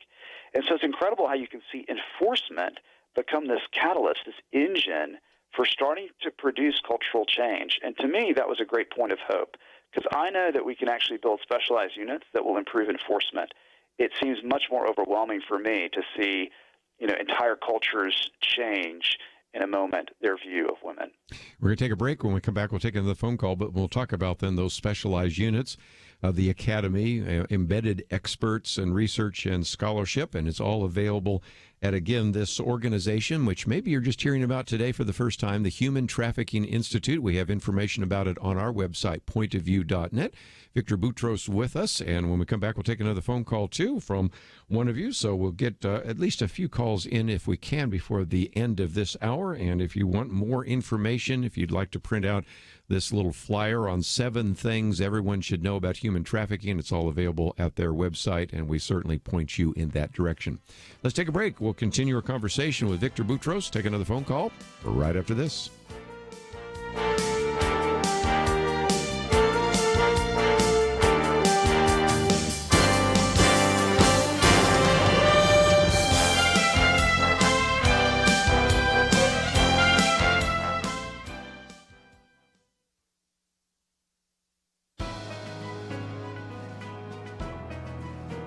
Welcome to the First Liberty Briefing. I'm Jeremy Dice. Svi McLeod was hired to work in customer service for XPO Last Mile, a logistics company out of Maryland, but he didn't even make it to his first day of work. When McLeod's operations manager called him to let him know he was hired and asked him to report to work on October 3rd, 2016, McLeod explained there was a problem. McLeod wanted to report to work that day, but it was Rosh Hashanah, one of the holiest days of the year for him as an Orthodox Jew. He asked if reporting the next day would be permissible. Initially, the manager agreed, but later that evening, the market vice president called to inform McLeod that the only days the company observed were federal holidays, not religious ones. McLeod chose to observe his holy day and showed up for work on October the 4th. When he did, he was sent home, and now the EEOC is involved, suing XPO for religious discrimination. EEOC Regional Attorney Deborah Lawrence said it well, quote, "The freedom to exercise one's religious beliefs is one of our nation's fundamental values. A one-day postponement of a start date is not an undue hardship," unquote.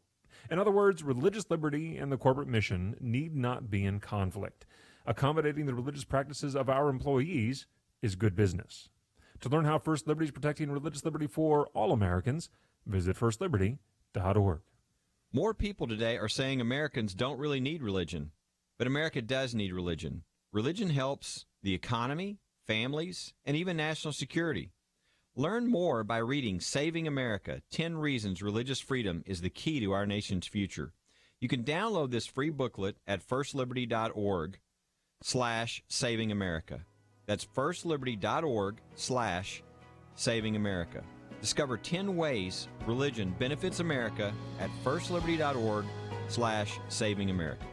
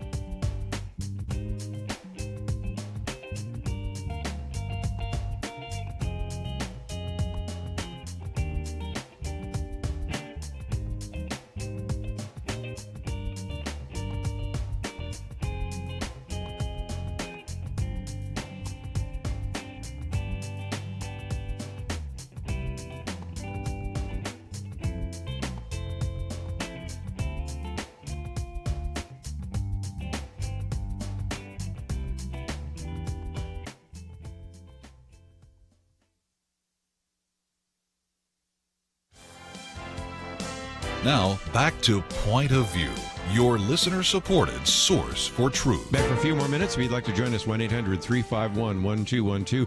Victor Boutros with us. Let's head to North Carolina first. Steve, thank you for joining us today. What's your point of view? How are you doing today? I wanted to thank you because I really enjoy listening to y'all's program. The Moody Radio broadcasting is so beneficial to the Christian public to hear things like this. If I could first make a comment toward what the lady was talking about a while ago, if you see someone that looks like they're trying to be led away, step in and start a conversation with that individual, and maybe it would deter the other person from trying to, lead them away. Even if you don't know them, step in and start a conversation with that individual. Good maybe point. That would deter. Yeah. Don't always wait for law enforcement to do something when you can do something, perhaps. Good point. Exactly. Yeah. My other thing was that I believe it was on Dr. James Dobson's program, and I know it breaks his heart over these issues. I believe he hosted Ann Graham Lott on it one day on this very issue. And it breaks your heart the way she talks about how that the guys who, the way they set it up is to where they have no direct contact in the abduction. They're standing outside of social service offices waiting for the young children to be turned back out on the street to take them back in again. Wow. But what's worse is that they have the girls and boys in high school that are recruiting these other individuals and luring them into what they unsuspectedly becomes a sex trade. And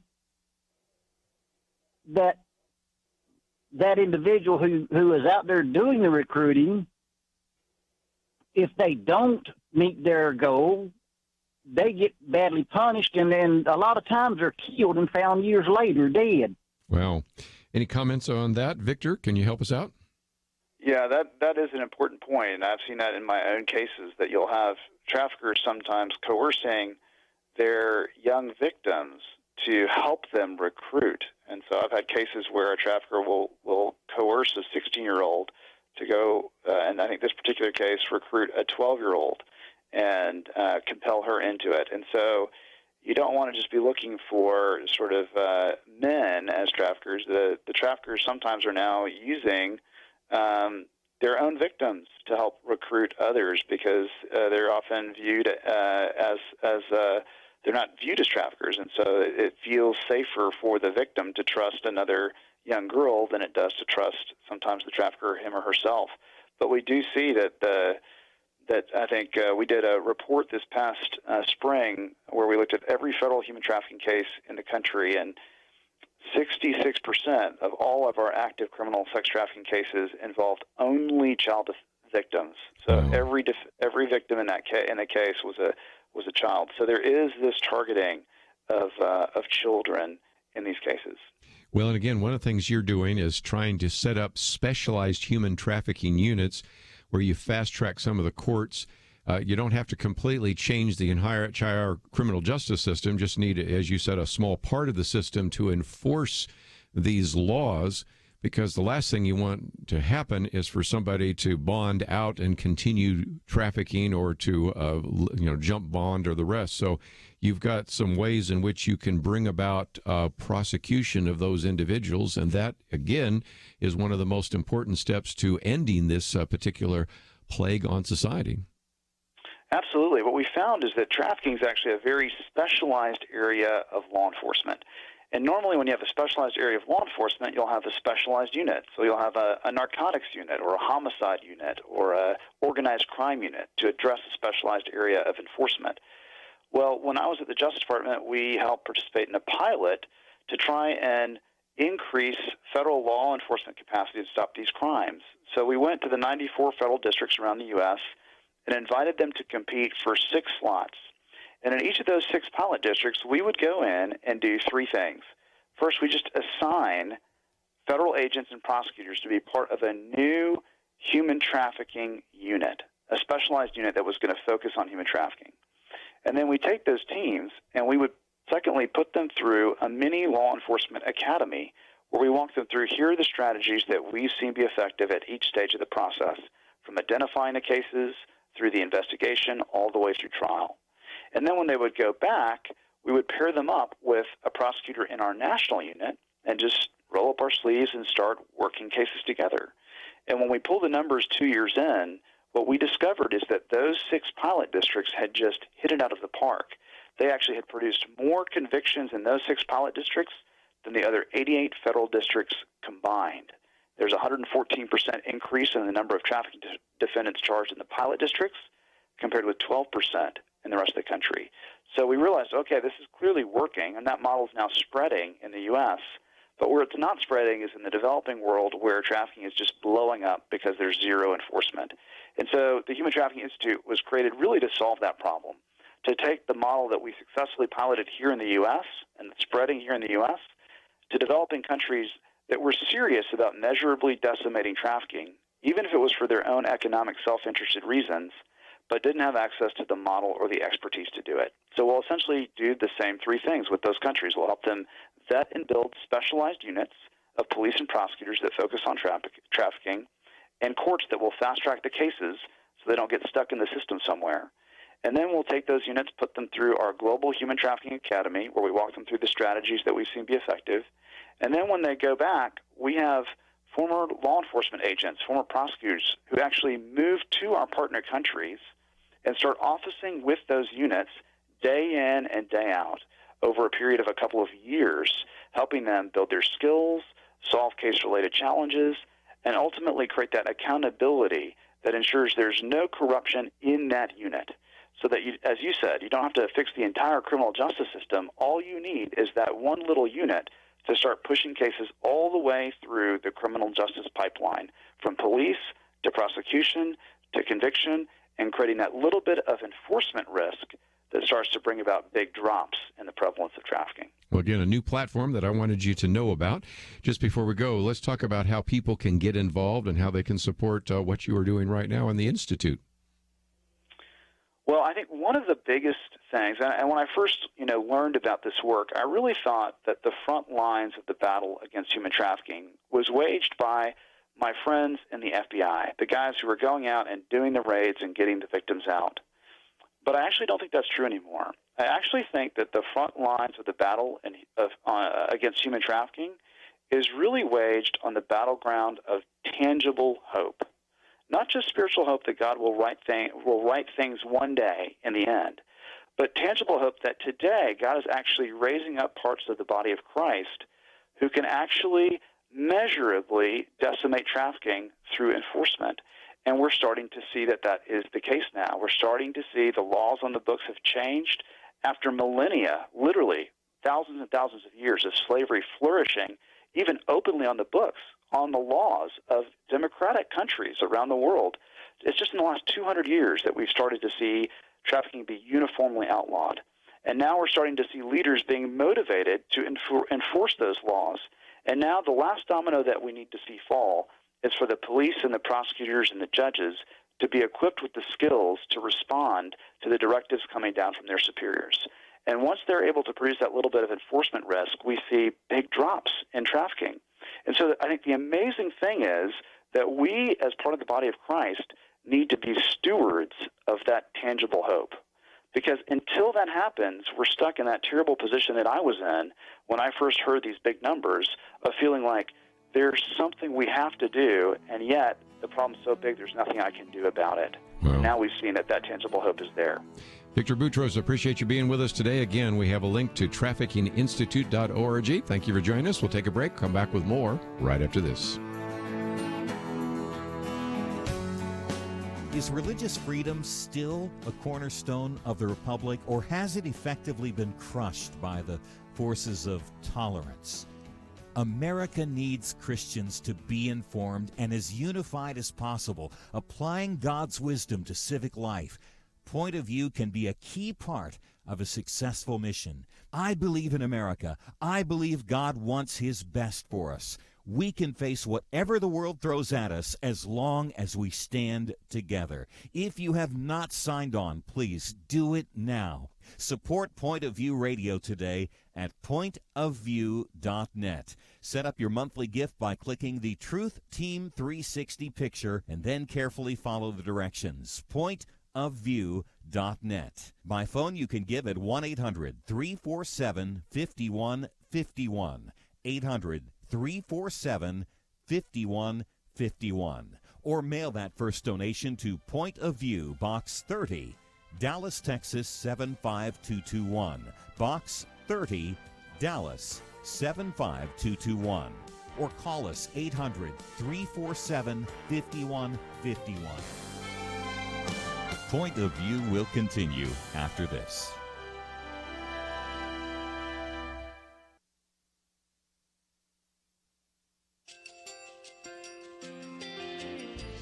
I just want to thank you so much for all the wonderful programming you have.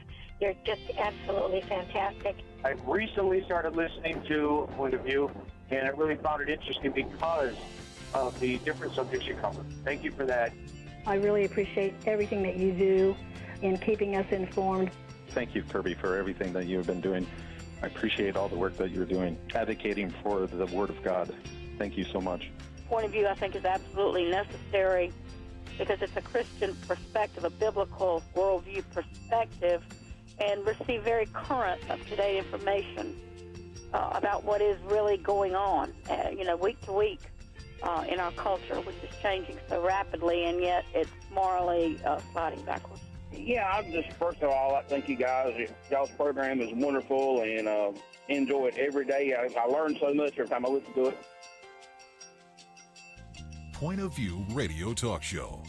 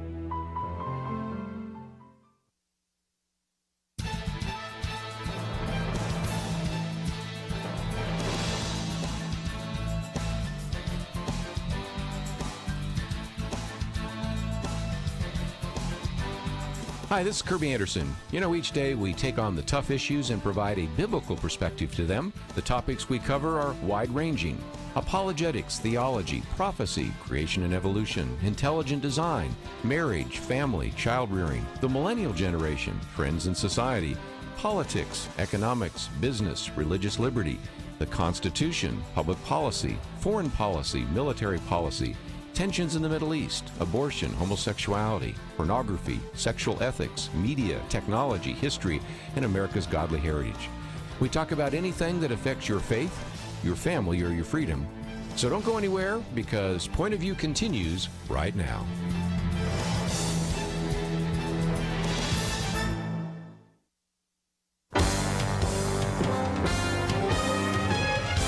Across America, live. This is Point of View.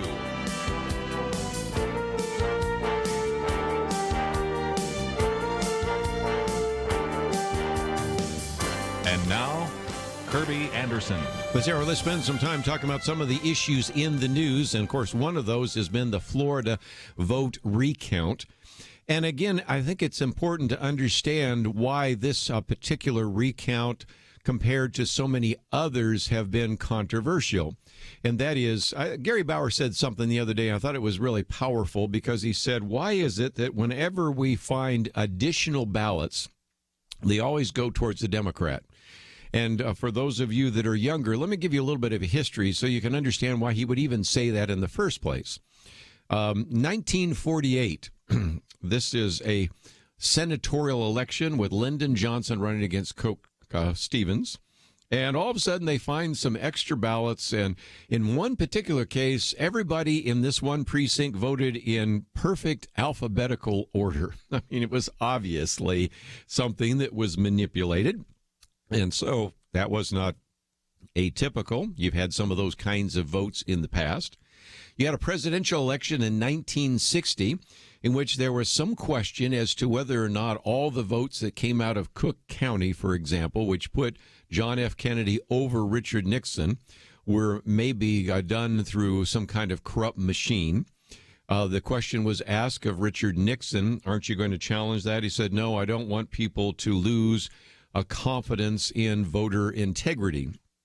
Maybe, maybe not, but you certainly have those cases like that.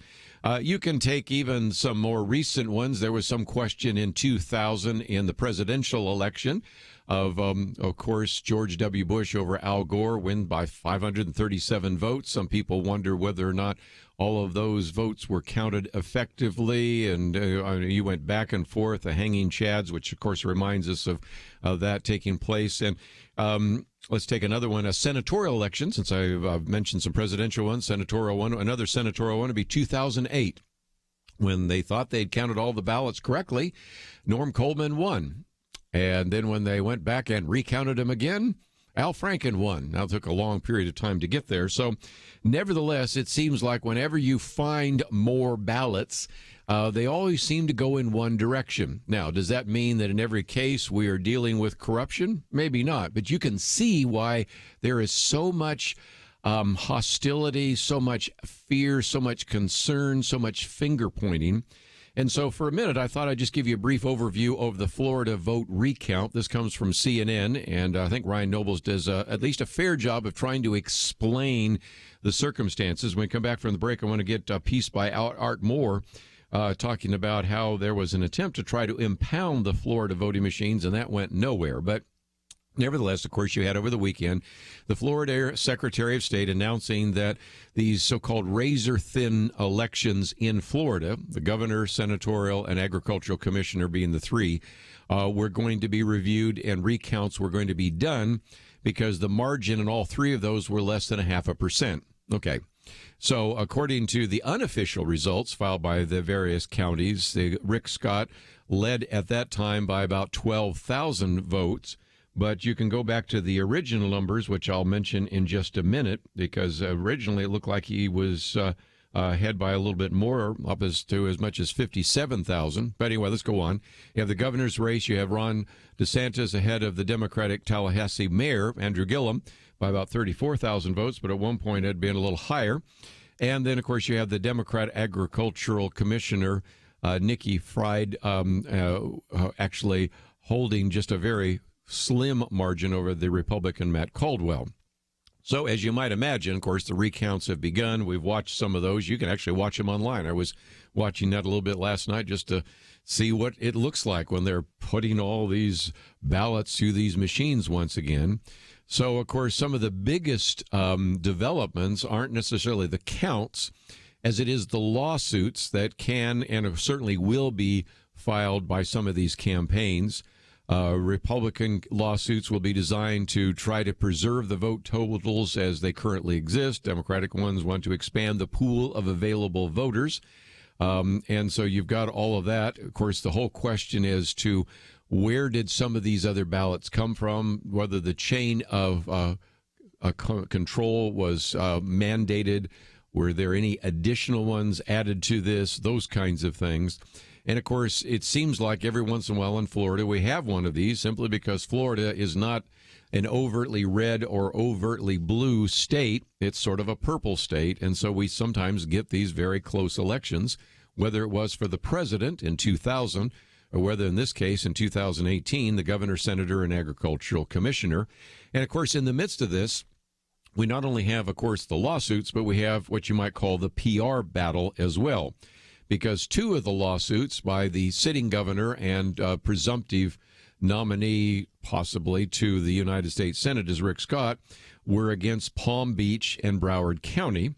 Of course, these lawsuits have no impact on the vote total, but it does allow the team to respond that these individuals were in violated of the Constitution. Of course, you'll have that PR battle unfolding for some period of time. So then you're going to, of course, see some pretty strong language, and we can see this on all sides, whether this is a fraud, whether it's stealing. We won't be shushed. If you've paid attention to this, the PR battle has gotten worse even than the legal battle in some respects. And, of course, the real issue is whether or not Rick Scott will go as the senator from Florida or whether Bill Nelson will continue as the senator from Florida.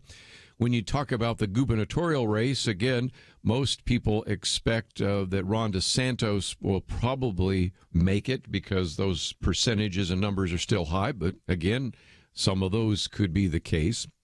So in this piece that we've posted here, I love a couple of the questions. One of those is, what could possibly go wrong? Okay. First of all, it is not easy to recount 8.5 million votes in this very short window. If you watch the video at all, and they have a live stream so you can watch it, you see these people bringing up these stacks of these things in and boom, drop them in the machine, then go boom, boom, boom, boom, boom, boom, boom. And then, of course, you have hope that everybody gets them in the right order. You don't double count something another time, and all the issues, assuming there's no corruption at all. This is still a difficult process. But then you almost immediately have to say, well, which ones were provisional ballots? And did you mix the provisional ballots that are allowed to go through with the provisional ballots that should be rejected? And, of course, you can begin to see that this is going to be very significant because even though it's only Tuesday, the recount must be done by Thursday at 8 p.m. Eastern Time. So we'll see how fast this takes place and whether it makes any difference. So far, people that are on the ground that know a lot more about this than most of us say, we're getting some little flips here and there, some percentages here and there, but nothing too bad. But one of the other questions that we'll talk about after the break is not only what could possibly go wrong, but why does this keep happening? And that, I think, is a really relevant question. If you've listened to this program any length of time, know that I have complained about voting machines that don't seem to be working, voters that show up and have to stand in long lines, election officials that don't really seem prepared for the election. And so then all that's on the front end. The recount's on the back end. But if you'd like to join us, 1-800-351-1212. Have more to say right after this.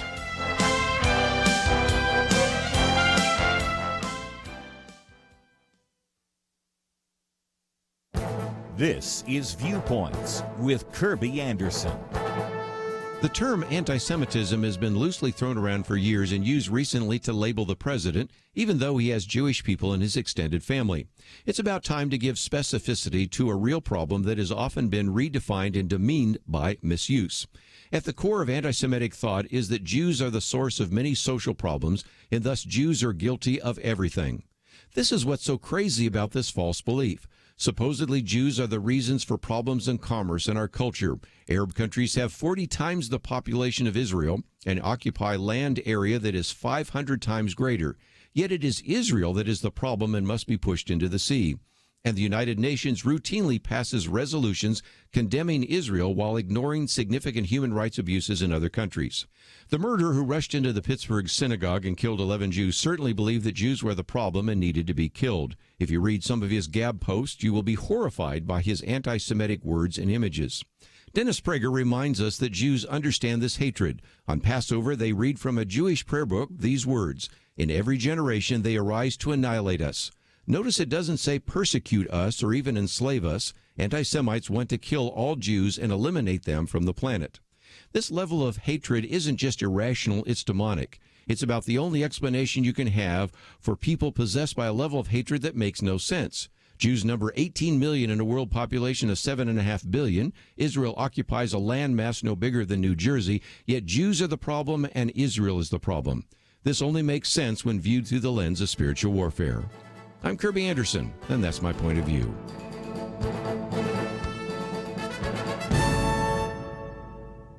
Take Kerby and the Point of View team with you on the go with the Point of View app. Search for Point of View Radio at the Apple or Google Play stores.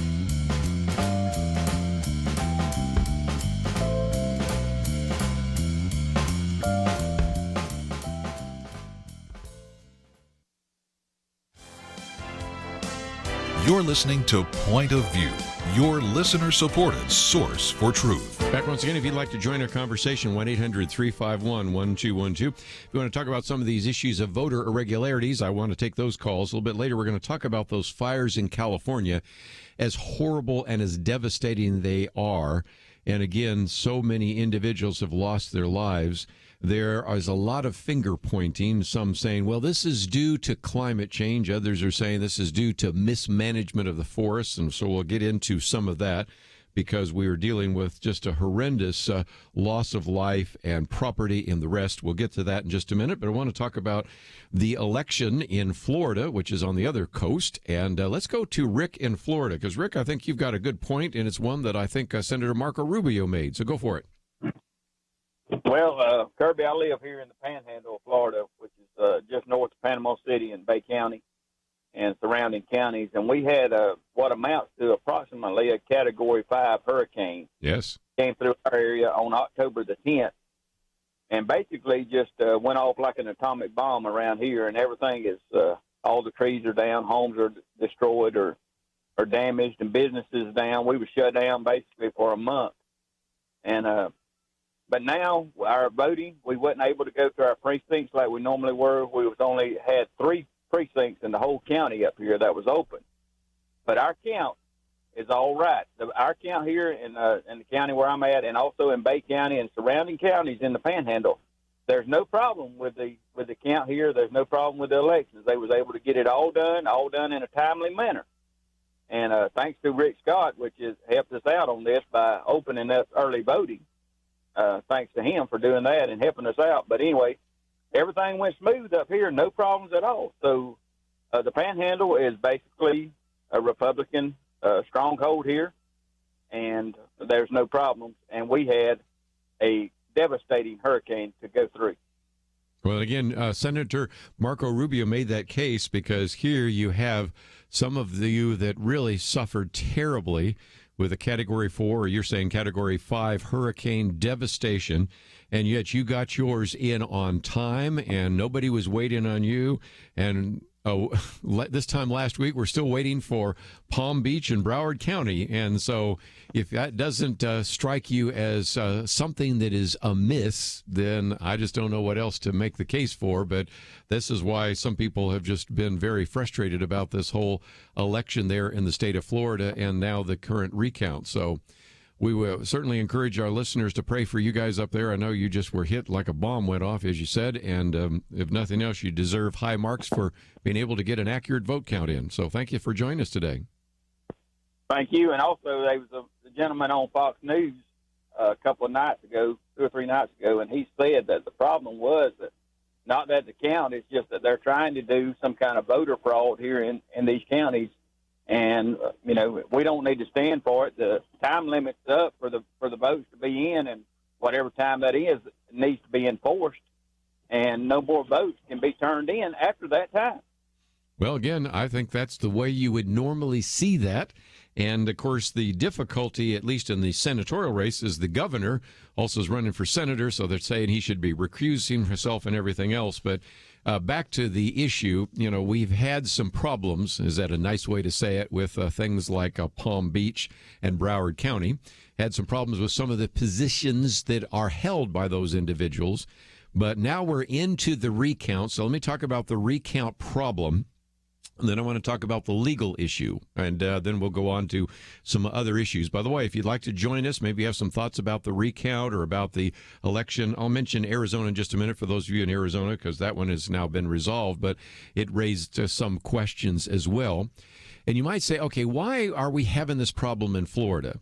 I mean, didn't they fix this 18 years ago? I mean, we had the hanging Chad issue in 2000. And I know that some of our listeners are young enough to just maybe not even remember 18 years ago. I mean, that was a long time ago. If you're a teenager, obviously it's before you were born, or even if you're 20-something, you don't really remember it. And they did, to give credit where credit is due, Florida did fix some of the problems. They overhauled the ballot process and the machines.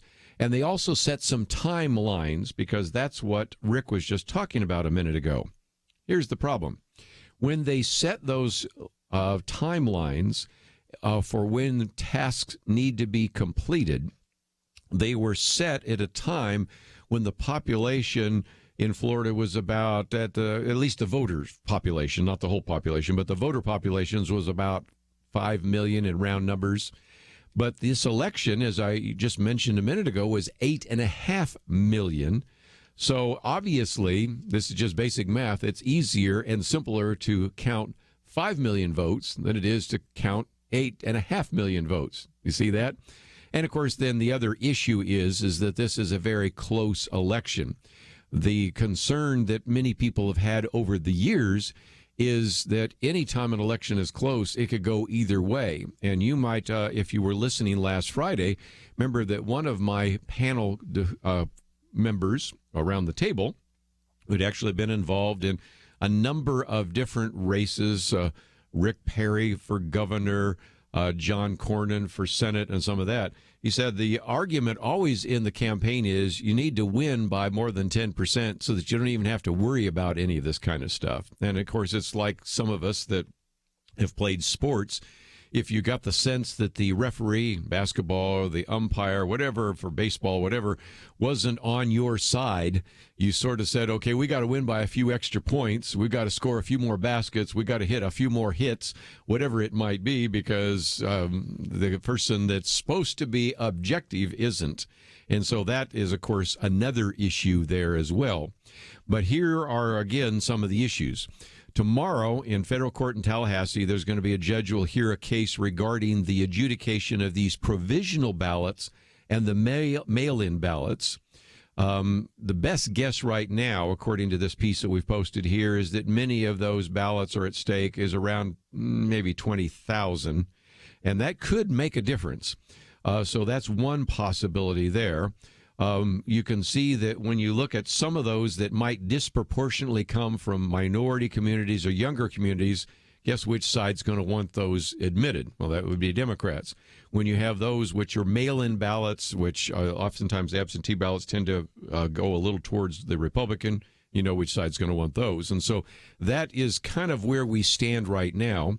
The last article we've posted here is entitled Judge Rejects Bids to Impound Florida Voting Machines, and it's written by Art Moore, in which he points out, again, when the various cases are before the court, a circuit court judge on Monday, that's yesterday, of course, rejected the attempt by Governor Rick Scott to impound and secure all voting machines in the election headquarters, especially in Broward County, when they're not being used to count ballots, just for the fear that something might happen, some kind of trick might be used there.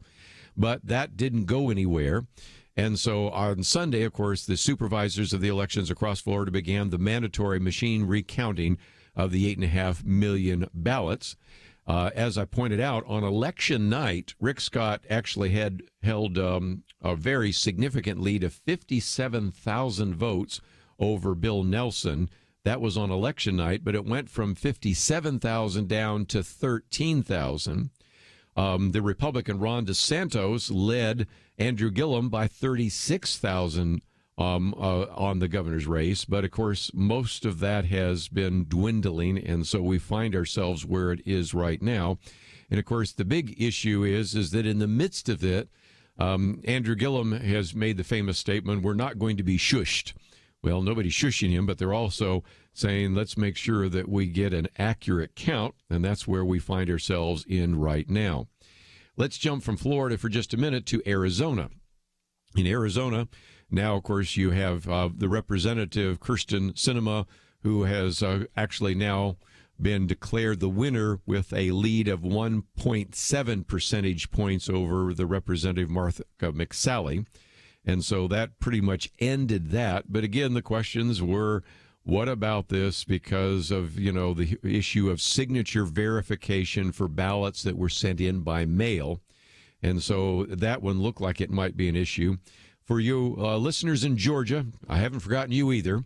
We have, of course, the Democratic gubernatorial candidate Stacey Abrams, who has filed now a federal lawsuit 2 days ago asking a judge to delay vote certifications by a day and to make officials count every vote that she believes were wrongly rejected. And so we'll see where that goes in terms of the case of Stacey Abrams and Brian Kemp. But I think that one is pretty much over as well. But as I pointed out, the PR battle is pretty significant. Rush Limbaugh the other day, I loved his line. Why is it that all of these elections that were called for Republicans are now too close to call? How does that happen? How do Republicans win these close elections and all of a sudden they become too close to call and concessions are rescinded? Well, that's where we find ourselves right now, in the midst of an interesting recount and PR battle. If you'd like to join us, I'd love to hear from you. 1-800-351-1212. We'll be right back. Protect the health of the nation. Join the Point of View Truth Team. Pointofview.net/team. Pointofview.net/team. Or call 800-347-5151. So there's this guy named Jordan. He's a healthy guy. He's a dad of 6, and he works as a guide in Alaska. And he goes to the doctor, true story, he goes to the doctor, and he's diagnosed with cancer, stage 4. And here's the thing. He had switched earlier from medical insurance to Medishare, where Christians share each other's medical bills. So the question for Jordan and his wife, Jenny, was, is this actually going to work? Our medical bills exceeded $160,000. Medishare members shared all our bills. And it was about more than just the money, too. This is a real community. Medishare is a family, a group of people that stick with you through the hardest times of your life. I just don't know how I could have done it without Medishare. It's so worth looking into. There's a reason this is growing so fast. So if you want to find out more, here is a number for you. 855-90-BIBLE. That's 855-90-BIBLE. Point of View will continue after this.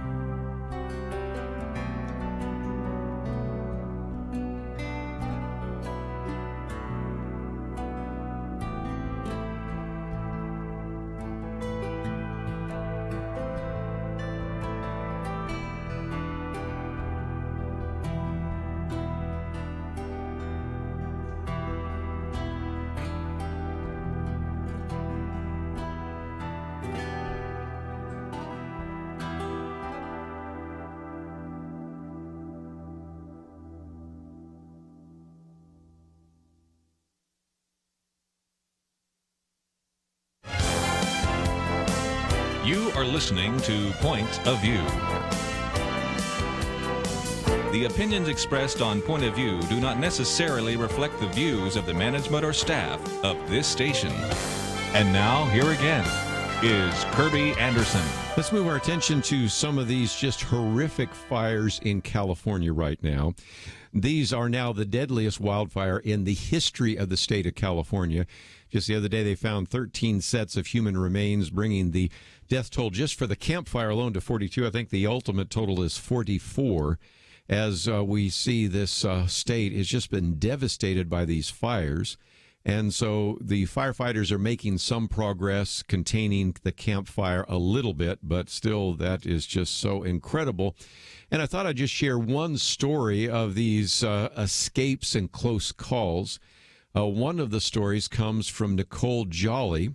She says she was convinced that her life was over as flames surrounded her car, filling it with smoke. Then she called her husband, who urged her to run. She tearfully later recalled the words, "If you're going to die, die fighting." So outside the vehicle, the ash and hot embers stung her eyes, obscured her vision. She felt around until she reached a fire engine, of all things, which was too hot to touch, because the firefighters then pulled her inside the fire engine because they too were trapped, until fortunately a bulldozer came through and cleared a path to safety. So these are the kinds of horrific tales, just the incredible loss of life, loss of timber, and all of the rest. And, of course, you have the Camp Fire, the Hill Fire, the Woolsey Fire, just an incredible amount. So you would think that we wouldn't politicize these. No, you'd know better if you've listened to this program at all. And so for just a minute, I think it's time to talk about comments made by the governor of the state of California and by the president, just to do a little bit of an analysis of this. First of all, California Governor Jerry Brown was blaming climate deniers for these devastating wildfires, despite the fact that if you just look at the evidence for just a minute, without trying to make your case one way or the other for climate change, and whether or not you believe we are dealing with increased CO2, and whether CO2 in the atmosphere or even slightly warming climate, which hasn't warmed very much, is the reason for those fires, you run into some real difficulties if you just look at the technical data. Now, you can go to a variety of different sources. Mark Morano's been on the program before, and he quotes, of course, from researchers at the University of Madrid, University Carlos de Madrid, and there they make comments about the fact that there is increasing evidence that there is overall less fire in the landscape today than there was centuries ago, although the magnitude is something we could look at. So I'll leave that at the moment just to say, well, the number of those fires is decreasing, very much like what we found with some of these issues of the hurricanes. The intensity has increased, not so much in terms of the intensity of the force of the winds as the intensity of the damage, because more people are living next to the coast. And I've done a commentary about that, so I'm not even going to digress into that. But let's now, again, look at some other research. This comes from Auburn University, David South. In the United States, wildfires are also due in part to a failure to thin forests or remove dead and diseased trees. Forestry professor David South at Auburn University testified to the U.S. Senate Environment and Public Works Committee that data suggests that extremely large megafires were 4 times more common than before 1940. So the intensity may be more, but it isn't, he said, due to what's called anthropogenic global warming as much as it is to some of the forestry management practices or the lack thereof, which I will get to in just a minute, because that gets into one of the tweets by President Donald Trump. Sometimes you wish you would just stop making the tweets. There are other people that could make the case. But nevertheless, he's made the tweets, so we'll have a chance to respond to those. But let's come back to this a little bit further, because there's a 2016 study by the Royal Society in which they concluded, as they were looking at the issue of global fires, in other words, fires all over the globe, that there is less fire in the global landscape today than there were centuries ago, that the global areas burned have been seen a slight decline over past decades, This one particular study came out of the University of Wales, noted that many consider wildfire to be an accelerating problem, with wildly held perceptions both in the media and scientific papers of increasing fire occurrence, severity, and all the rest. But the qualitative and quantitative data does not support that. And I have even some of these diagrams. I guess I could hold them up right now, and you can actually, if you happen to be online, see that many of these are declining. Matter of fact, since I'm holding them up for the screen, where is one of those that was, I thought, really interesting? This is U.S. Forest Service showing remarkable declines. So then, if indeed that is the case, let's go back to Professor South of Auburn University, in which he says the data suggests that extremely large megafires were 4 times more common before 1940, but they're not due, as he said, to global warming causes. He explained to attribute these human-caused increases in fire risk to carbon dioxide emissions is simply unscientific. And I thought it was interesting, this particular article points out that the claim that came out a couple of years ago by then also Governor Jerry Brown, that these California wildfires in 2015 were due to carbon dioxide emissions, was something that even the Los Angeles Times decided to debunk because there's just not enough evidence, they said, and if anything, the evidence goes the other direction. So the finger pointing on one hand says, well, the reason we've had these horrific fires is due to global warming. Well, the president, Donald Trump, he had some things to say about this. I'll just read his tweet, and you can come to your own conclusions because, fortunately, the Wall Street Journal gave us some context for that as well. The other day, President Donald Trump said there's no reason for these massive, deadly, and costly forest fires in California except that forest management is so poor. Tell me what you really think about it. He goes on to say billions of dollars are given each year with so many lives lost. All are because of gross mismanagement of the forest. Remedy now are no more federal payments. So he's even suggesting that we'd stop sending money to those areas. And so one of the things that the Wall Street Journal says is Donald Trump is a bully, but he's right about bad forest management. He said a problem, what they said with President Trump's bullying rhetoric, rhetorical style, is that he gives his critics reason to ignore him, even when he has a point. And they're making the point that, indeed, what he said may be true, but the way he says it causes people to just roll their eyes and say, there he goes again. But let's pick up some of the pieces here, because as they point out, this issue of relentless winds and low air moisture make California's fires harder to contain, while development is putting, obviously, more people in danger. If you're building near to these places that may catch fire, you can see where there is the potential for loss of life and, obviously, loss of property. About 57% of California forest land is owned by the federal government, while most of the rest is private land regulated by the state. Nearly 130 million trees died in California between 2010 and 2016 due to drought and bark beetle infestation. Dense forests put trees at greater risk for parasitic infection and enable fires to spread faster. When dead trees fall, they add more combustible fuel. Now, the Wall Street Journal comes back and says this. Once upon a time, the U.S. Forest Service's mission was to actively manage the federal government's resources. Yet numerous laws over the past 50 years, including the Endangered Species Act and the National Environmental Policy Act, have hampered tree clearing, controlled burns, and timber sales on federal land. California also restricts timber harvesting and requires myriad permits and environmental impact statements to prune overgrown forests. As the State Legislative Analyst's Office noted in April, project proponents seeking to conduct activities to improve the health of California's forests indicate that in some cases, state regulatory requirements can be excessively duplicative, lengthy, and costly. You think? And, of course, one problem, of course, for landowners is disposing of dead wood. Dozens of biomass facilities that burn tree parts can't be used for lumber have closed due to emissions regulations and competition for subsidized renewables and cheap natural gas. So to burn leaves, tree limbs, landowners must obtain air quality permits from local air districts, burn permits from local fire agencies, and potentially other permits depending on the location, size, and type of the burning. You kind of get the idea. The idea is we would like to prune and regulate some of these forests, but there are enough regulations in the state of California, I doubt that surprises you, that actually in some respects makes this problem more potentially combustible, and that's, of course, exactly what we've seen. If nothing else, I encourage you to pray for so many people that have been displaced, not to mention the people that have died, and just the incredible amount of property that has been destroyed by the Camp Fire, the Woolsey Fire, and the Hill Fire. But I just thought, given the finger pointing here, I think there are some points that need to be made that maybe didn't show up in your mainstream media. That's why we try to do that here on Point of View. Got a lot more to cover, and we'll try to do that right after these important messages.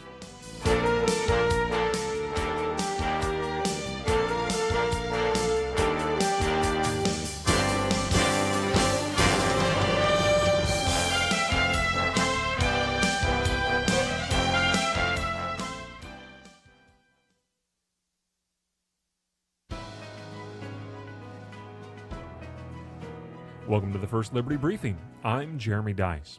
Sophia McLeod was hired to work in customer service for XPO Last Mile, a logistics company out of Maryland, but he didn't even make it to his first day of work. When McLeod's operations manager called him to let him know he was hired and asked him to report to work on October 3rd, 2016, McLeod explained there was a problem. McLeod wanted to report to work that day, but it was Rosh Hashanah, one of the holiest days of the year for him as an Orthodox Jew. He asked if reporting the next day would be permissible. Initially, the manager agreed, but later that evening, the market vice president called to inform McLeod that the only days the company observed were federal holidays, not religious ones. McLeod chose to observe his holy day and showed up for work on October the 4th. When he did, he was sent home, and now the EEOC is involved, suing XPO for religious discrimination.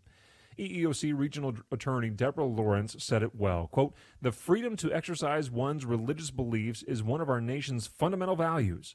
A one-day postponement of a start date is not an undue hardship," unquote. In other words, religious liberty and the corporate mission need not be in conflict. Accommodating the religious practices of our employees is good business. To learn how First Liberty is protecting religious liberty for all Americans, visit firstliberty.org. More people today are saying Americans don't really need religion, but America does need religion. Religion helps the economy, families, and even national security. Learn more by reading Saving America, 10 Reasons Religious Freedom is the Key to Our Nation's Future. You can download this free booklet at firstliberty.org/Saving America. That's firstliberty.org/Saving America. Discover 10 ways religion benefits America at firstliberty.org/Saving America.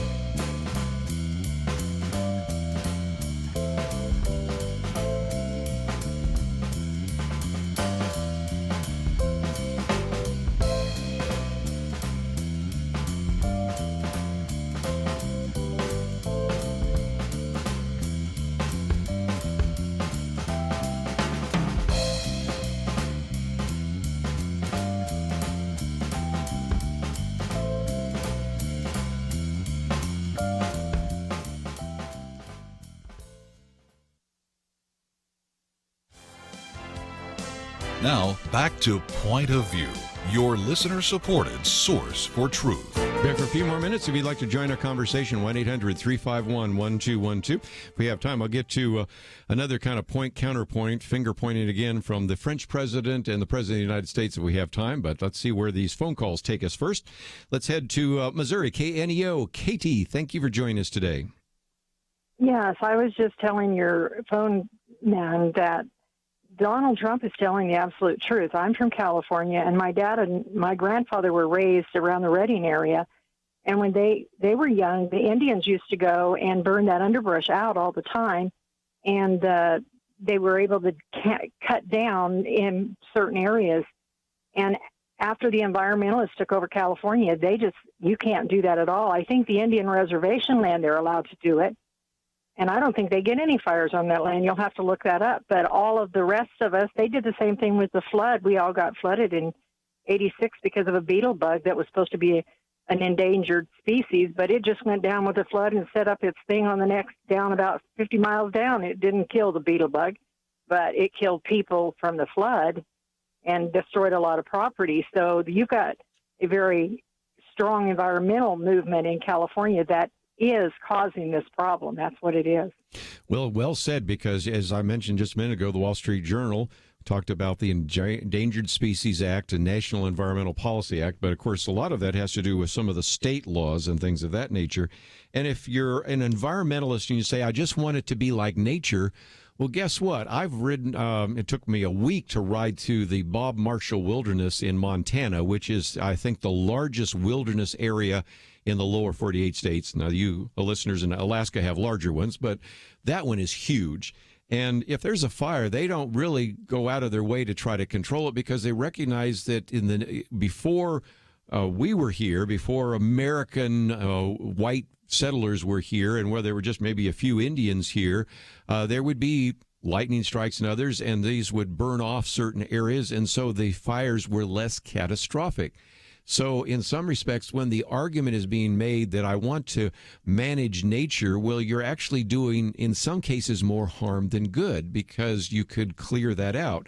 Now, if you say, okay, well, we don't want to have a forest fire right next to a home, well, then there have been suggestions on, having bulldozers plow various areas where you could have a fire break. There was an initiative a couple of years ago where they said, let's have everybody create some of these fire breaks where the underbrush and everything and some of the lumber could just be used for paper, since it isn't necessarily great lumber, but you could still use it for paper products and things like that. And that was shut down. So there are just a lot of challenges that if you are really kind of, I want to go back to nature. Well, nature used to take care of a lot of that. You didn't have the growth of the underbrush that makes these even more combustible.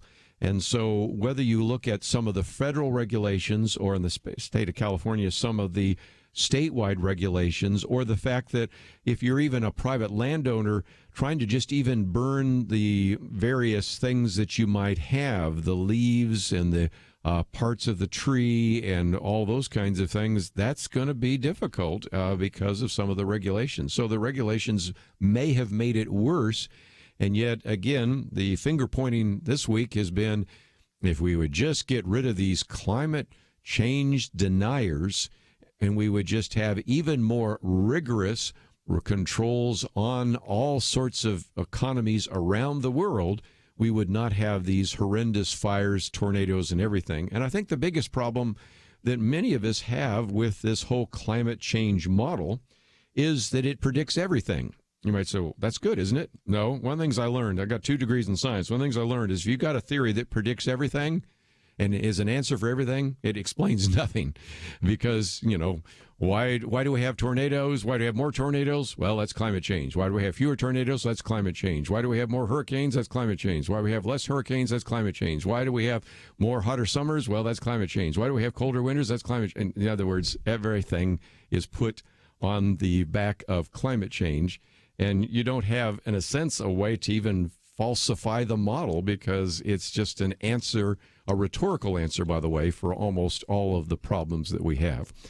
Let me just mention real quickly that even though we've had some finger pointing between the president and the governor, we've had some finger pointing between the president of France, Emmanuel Macron, I should say, and President Trump. So I thought I'd just mention that real quickly.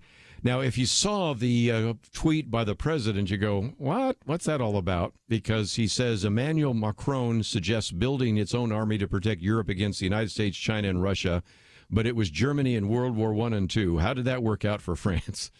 Oh, President, please don't say that. But nevertheless, but the reason he said that, and you may just say, why did the president even bother to tweet about it, has to do with the fact that the president of France, when President Trump was over there celebrating, of course, the 100th anniversary of the Armistice Day, Also then later made some really striking statements. Here's what President of France, Emmanuel Macron, said. He says, "I believe in the project of a sovereign Europe. We won't protect Europe if we can't decide to have a true European army."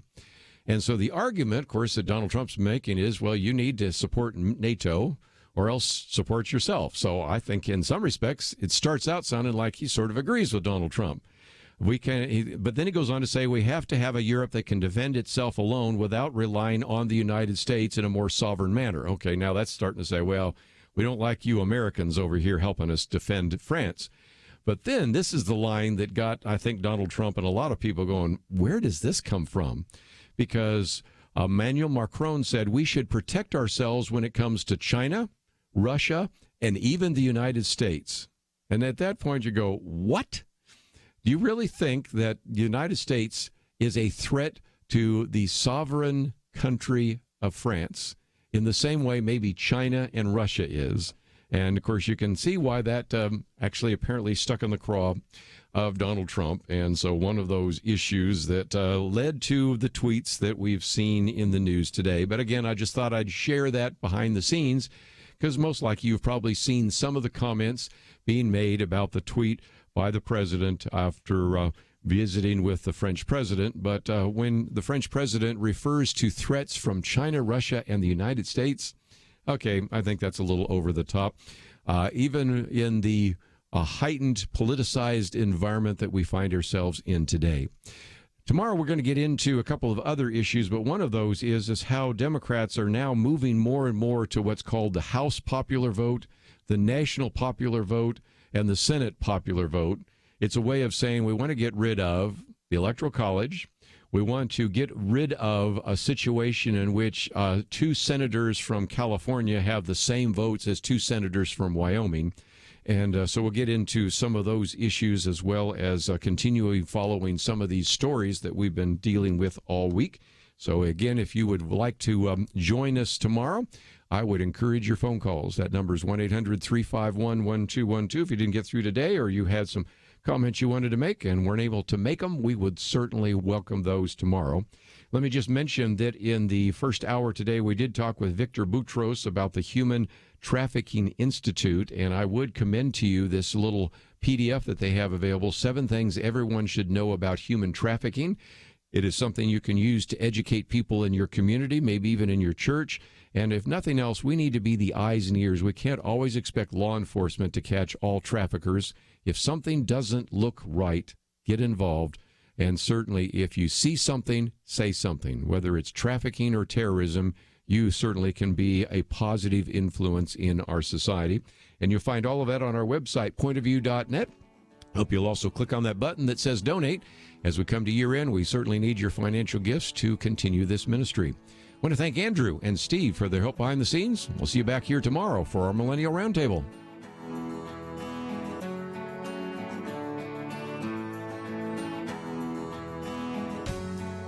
Protect the health of the nation. Join the Point of View Truth Team. Pointofview.net/team. Pointofview.net/team. Or call 800-347-5151.